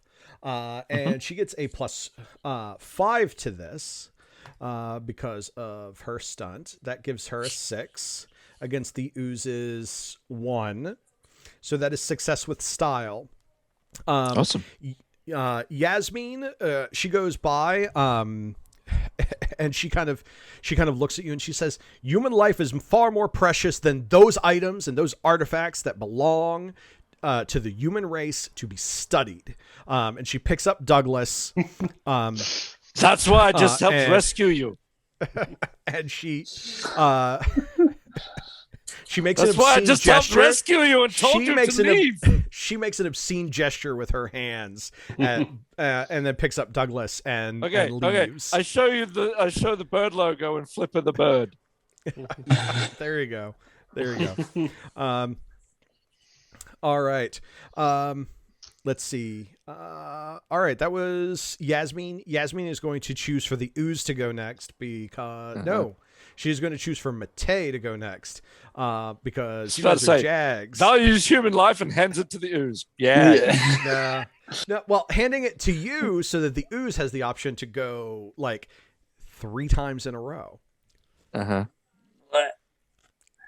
Question. So how close are Yasmin and Douglas to my sliding down the slant, the thing? Yeah, they left this particular like scene. And you could follow them if you want to. You would just have to like cross, from where you are to where they went, which would be resisted by the ooze, and you could potentially go after them. Yeah. Okay. I was considering that pipe that he had as a bonus burglary. But I mean, I trashed a bear cloak, so if I came back with a nice pipe, it may net 0. But that's all right. So we've got some swords still on the ground. We have some of them, and the staff is Emily has the staff, right? Emily has the staff, yes. And where's Emily in the scene compared to where Mate has been as he grabbed? You're still going to have to get to her. You're going to have to the ooze is going to be trying to hit you. So basically to get to her, you're going to have to spend your turn making an overcome roll to get to her. Yeah. I think I think I would look around to my peers here and I'd say is this it or do we need more? Right? Like, are we going to flee or are we still trying to grab some more stuff? Well, because I'm pointing at the staff that Emily's got. Well, all right. Bruno's like, there's probably more stuff behind the ooze. It could be more. Okay. Stuff's nice. And where's the main body of the ooze? Everywhere. Yes. All right. So if I wanted to get up towards the safe and just have a look to see if there's any more goods that haven't been blown out when they blew the door, yes, and see if there is more stuff. I think that's the move. All right, that's going to be you're going to try, and the ooze, of course, is going to try and slap you with one of its pseudopods as you do this. Athletics seems to make the most sense to try and like climb and weave your way there. Yeah, I think this is going to be like a nice parkour kind of hop off stuff. There you go. And I'm rolling with a +3. That gives me a 7 result. Ooh. And confetti. I got a plus, so I'm at +6. Ooh, against my 8. Do you want to spend your fate point and succeed at a minor cost? I think so. Yeah, Child Star Acrobat. I thought you said it was a 7. Oh, yeah, mine is a 7. I'm sorry. Yeah. So that would take you to clean success. Clean success. Yeah. Yeah, that's definitely. We will totally do that. There goes that last fate point. We'll go up. All right. Yeah, so you managed to get past the ooze. You do a pull up into like the vault. The inside of the vault is like completely clean and smooth. It is, in fact, now that you're here, you can see that it is not made out of stone, but at least like the inside of it is actually made out of some kind of like glass. So that the acid from the ooze wasn't going to get sorry, wait a minute. Let me rewind this a little bit, because if the ooze was actually free, all of the stuff would be burnt. You see that there is a basically like an orb that looks like it could hold the mass of the ooze. Yeah. That is like the shell of it, like cracked eggshells all around as it had burst forth. And you the only item that you see in there is a small glass knife. It is like basically like transparent, translucent. You feel the edge of it, and it is super sharp. And that's it. Okay. Am I able to grab that while I'm up there? Yes, you are. Yeah, and I think I yell out, to the group, just like, it's clean. Like, there's nothing else left here. And I think I'd probably make some internal remark of, the fact that they blew open a thing. And I think that's just like shitty burglary. It's like, of course you're going to trip the wire. Amateurs. Yeah. Well, they blew it up. So like they weren't looking to like break in very carefully. Yeah. Yeah. Not enough finesse. You're making up with the explosions what you lack in skill. Yeah, exactly. I mean, it's the British Museum. They just they bulldoze their way to artifacts, right? So, all right. So you're there, and the oops, Randy, I'm sorry. My phone is getting low on battery. I've attempted to fire up my shitty laptop. Apparently, my voice through Discord on that sounds robotic. But it's what I've got. Okay. Well, we are very close to the All right, end sweet, now. sweet. So it might last. I'm hoping to, because 1:30 is when we wanted to end, and we're actually weirdly on track for that. Great. Cool. So the ooze is going to go. The ooze is going to let's see. You know what? The ooze is going to. Yeah, who is the ooze going to attack? The ooze is going to attack Mate, because you were like, you're nearby, you're going into the vault. It is going to attack you. Pseudopods basically kind of like start rushing into the vault. How are you going to defend against that? I think I'm just like, I turn around and this thing is like coming in, right? Like the vault's only so big. And there I am with like this glass knife. I'm just... And does it look like it's made of the same type of glass that it was in? In the moment, you have no idea. Okay. Yeah, I think I'm going to try and run and slide out, and like, if it's coming in, I want to try and dodge and get out of that box. That's a kill box. Yes, it is. It sounds like athletics. So I'm rolling with a +6 on this attack, which makes it a 5. And Matei, you get a +2. Two. That is a 3 stress hit. Okay. I will take the stress. All right, you take 3 stress as you manage to slide past the these giant pseudopods. Yeah. All right. As a point of clarification, I know Douglas and Yasmin have left. Yes. Has Emily left? No, because Emily was trying to earlier in this round. It's a long round. We got a lot of people going. Earlier this round, Emily tried to get to Douglas, but was prevented by the ooze. Yes. So we are now at the top of the 3rd round. And at the top of the 3rd round, the ooze is going to choose the ooze to go next. And the ooze is going to attack Matei again. Because like as you're flying out, the pseudopods kind of like change direction and go straight after you. So they're going to attack again. Yeah. So that is a 7 result.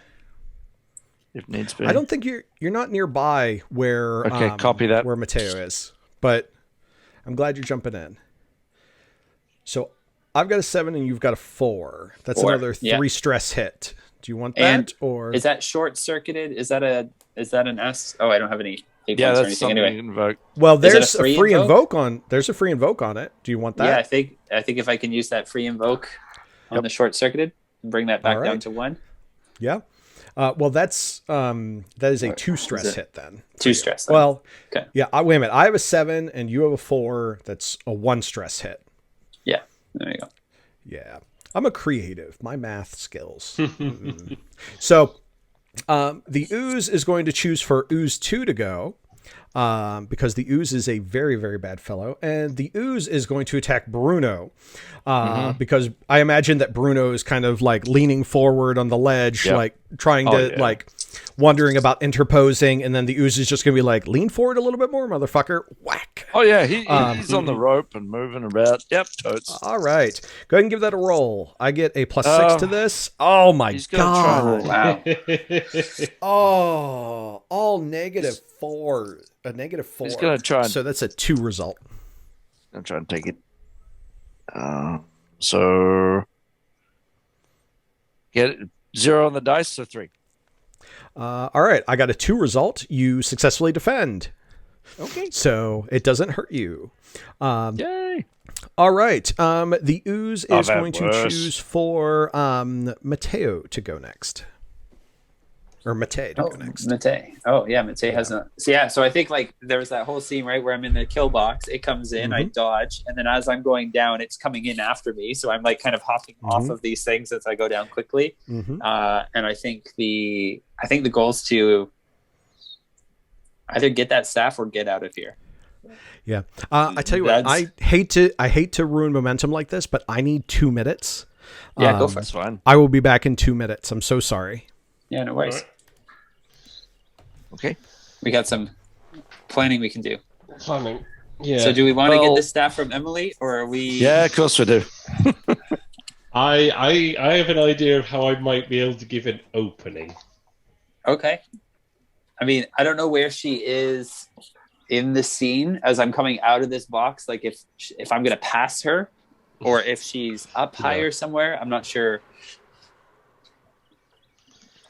Yeah, like I've got an idea of how I might get an opening for probably at this point. I guess it'll be Bruno seeing as For Bruno. Yeah. Yeah. Going after you. Well, yeah. So I think how many stress boxes do we have left? Well, I have high physique, right? So I should actually have more on my character sheet than that's showing, right? Physique? My physique is 3, so I should have 6 physique, right? Correct. Or no? Okay. 6 physical boxes. Yep. And then the 3 mental, right? Yep. Okay. Unless your will is like +1. I've got +1 will as well. Then you've got 4 mental. Okay, so I need to go advanced and then switch this. So I'm going to add 1, 2, 3. Oh, and then add one of these. And then I'm going to deselect that, put that in there. Okay. So I should have 4 of my 6 physical and 0 of my mental. Because I still have my once per game stunt to clear out your stress boxes.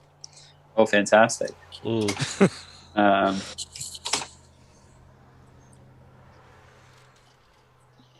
Both of them. Yeah. Both allies. Both allies. All right. That's a good place to. I also want to see Bruno light up these electrical, like these elemental swords and fight. Okay. Okay. But I don't know. But character-wise, we don't know what these things do. So that's a Yeah, but he's had success short-circuiting the thing. I mean, yeah. I mean, if you've got the pack on you and you've got 3 of the swords already, there's just to like power that sucker up and dual wield.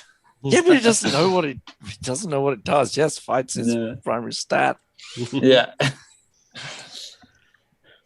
Besides, he saw a sword get dissolved by it, so but that may be because it was innate, right? It may not be charged up.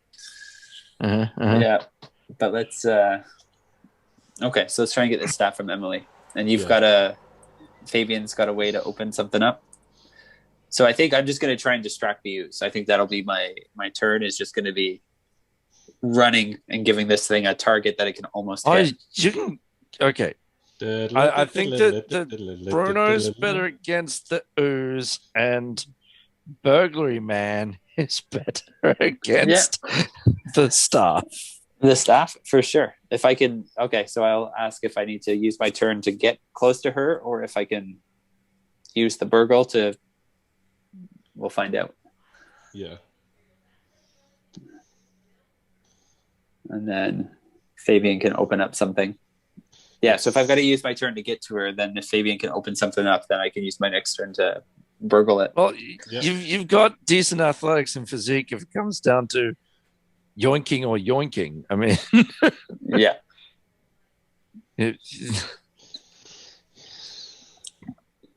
This is a bad plan to get this to focus on getting this staff. I'm all in for it. Well, we're working for bad people. I mean, we've got indentured Dick Grayson. Yeah, I feel like whoever who runs this company that we work for, I feel like my family circus or something would have got like some magical items from them to make the shows that much better than our competitors, and then that's how we got indebted. Looking back. Whew, we're still playing Fate, right? Yeah. Yes. Okay. Good. The ooze is dead. We've killed that. That's fine. Emily's joined our team, and we're actually we got an airship while you were gone. Fantastic. And we found out about crumpets. Yes, and you also noticed that she wears French cologne. I thought she was the one. Yes. All right, so we left off with the ooze choosing Matei to go next. And you were trying to decide what you were doing. I heard you guys have discussion. What did you land on for Matei's action? I've landed on trying to get myself in a position where I can try and get this staff from Emily. Whether that's this turn or next turn, I'm not sure where she is in the scene. Okay. So I'm going to make my way towards her. All right. Basically, it's going to be like moving around, and this entire scene has been the entire time. The ooze, you're going to have to overcome the ooze trying to get you. Okay, and I don't have any fate points. Okay. All right. So that's going to be. I got a 2 result. Go ahead and roll your athletics. And you got a 2 result. So that's success at a minor cost. Okay. Oh, goodness. You know what? I'm going to say that the minor cost is going to be that I'm going to give Emily a boost. Like the way that you get near to her is not optimal for you to steal the staff. And I'm going to represent that with a boost for Emily as part of that minor cost. All right. Who goes next, Matei? All right. So everybody on our side is up, right? Yep. So let's. Fabian, are you wanting to go before Emily or after? I'll give it a shot. I'd like to go before. Yeah. Okay. Then let's see. Yeah, you said you have an opening for it. Let's do that. All right. So, sort of getting the idea from how Matei's moving in a quick, look over at Bruno and Bruno eyeing the scepter, I get the idea that like, oh, okay, we're gonna have to try it this one then. So I'll like sort of lean down over the edge and shout down to him and say, Emily, did you hear that the professor at your university, she is leaving soon? And just sort of try and start like university gossip to try and distract her. All right, that sounds like interestingly enough, that is I'd like to say contacts. Oh, that is a clever use of context. That sounds good. Yeah, go ahead and do that. She is going to resist with a +1. That gives her a net 1 against your net 4. So that is 3-point difference to create the aspect distracted. Distracted by office gossip. And, oh, wait a minute. Hold on. She is going to, I'm going to spend her boost that she got from Matei, basically like jumping there, that she recognizes that you guys are trying to come for the staff because you are the canaries. You don't care about people, you care about things. And so she is going to resist that because otherwise you would have had success with style, and I don't want that. So let's create an aspect out there that is distracted. So it is still created, it just does not have 2 free invokes on it. Does that make sense? Oh dear, did we lose grip? Yeah, I just accidentally hit like F5 or something on my keyboard and I got kicked out. There we go. You should be able to add your character back. Yeah, I'll do that real quick. All right. So Fabian, who goes after you? There you go. Yeah, let's have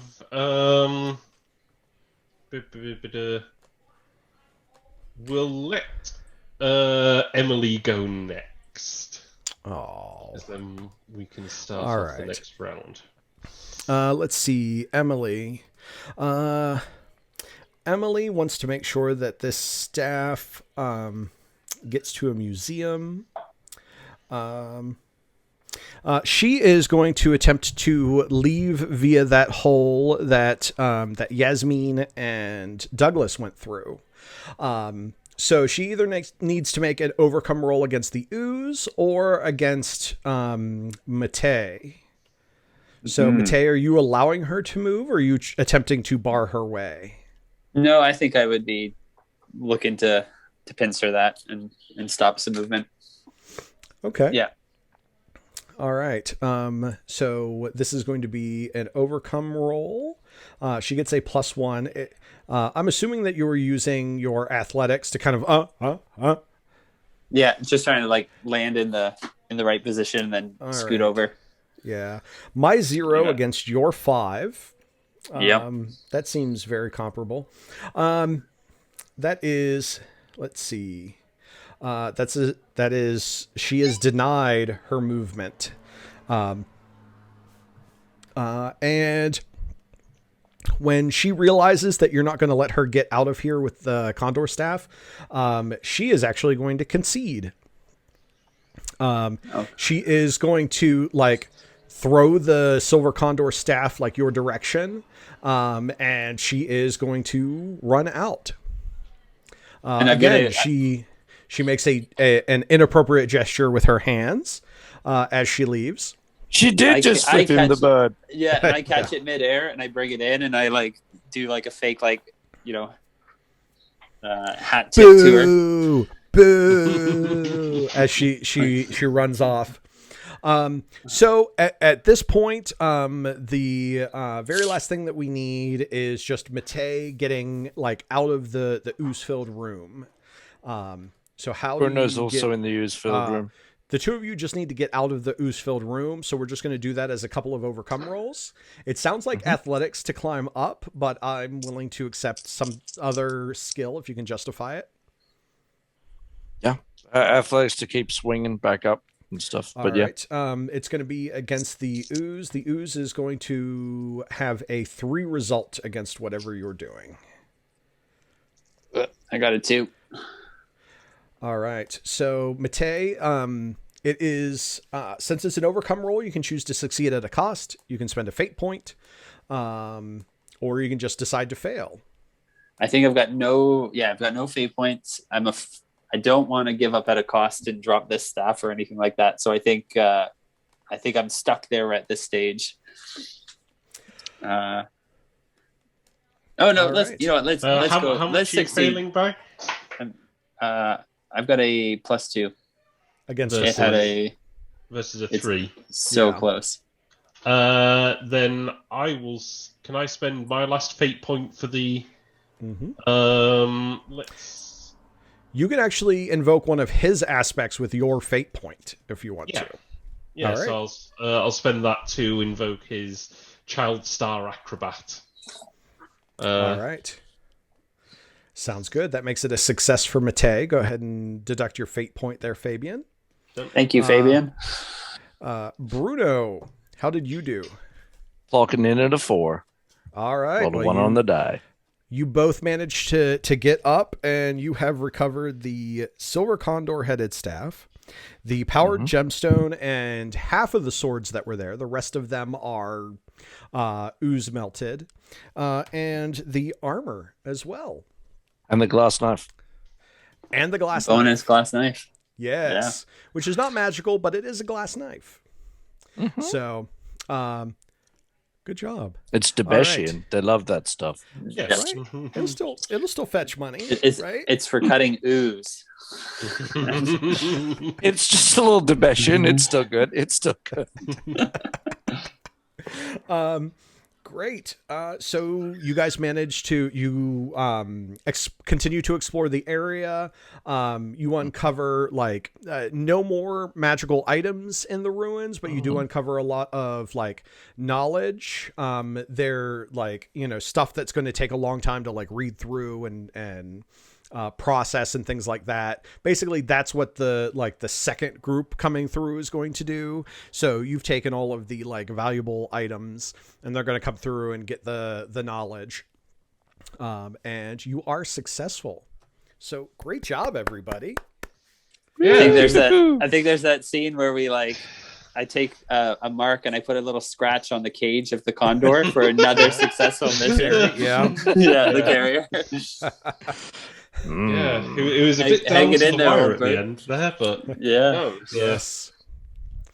All right. So what I do at the end of all of my sessions is something that I call like wishes and stars.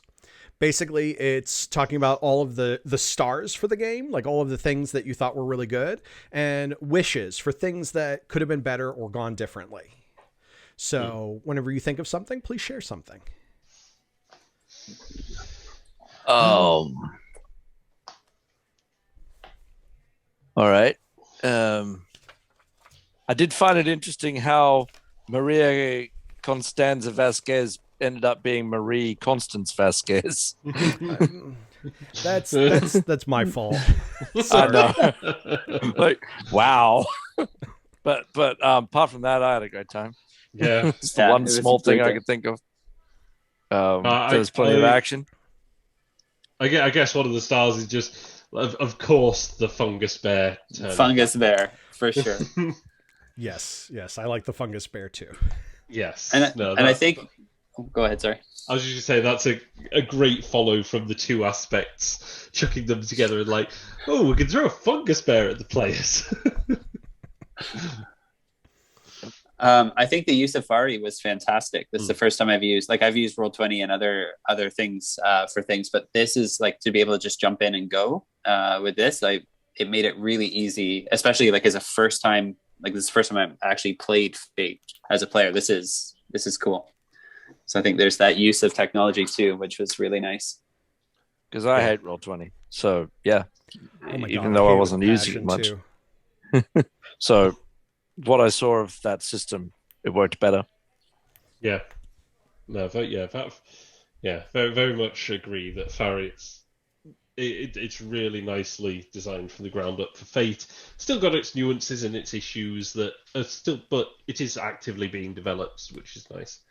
Yeah. Well, one of the things I don't like about Fate Condensed is that relationship stat trying to right, to try and replace the phase trio from Fate Core. I've got so much depth to characters out of that phase trio that is amazing. So, but and one thing I'll say that Fate isn't so good at is if our characters weren't direct selling those items, mostly Fate sucks at the acquisition of, hey, you've got this cool thing now. Your fiction forwarded you, and you've got this cool glass knife or this cool whatever, cool Condor stuff.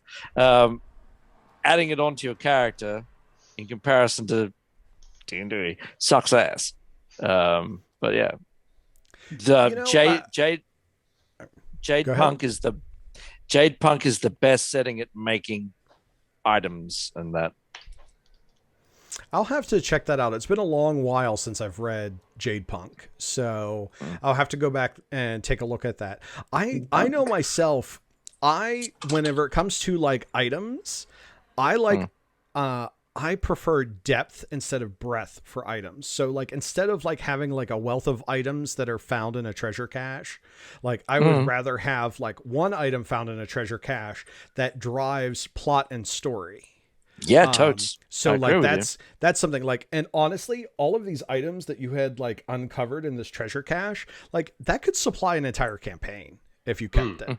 Cause like they were really good ideas for magic items. That was one of my highlights. You guys came up with some really awesome magic items. And I think that your characters were amazing too. Like, I think that like everything really worked together and gelled together, and it was nice. Yeah.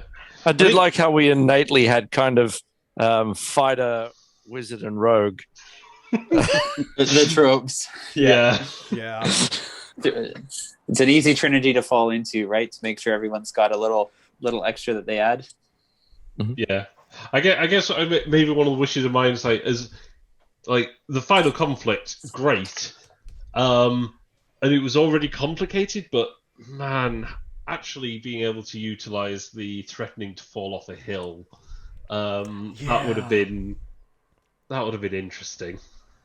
Yeah, I was waiting for the right moment to use that as a compel, and the right moment didn't quite make itself known, or I as a GM just didn't make that situation work out, because I think it would have been great to be in this like building as it's rolling down a hill trying to do these things. But no, that was wasted potential.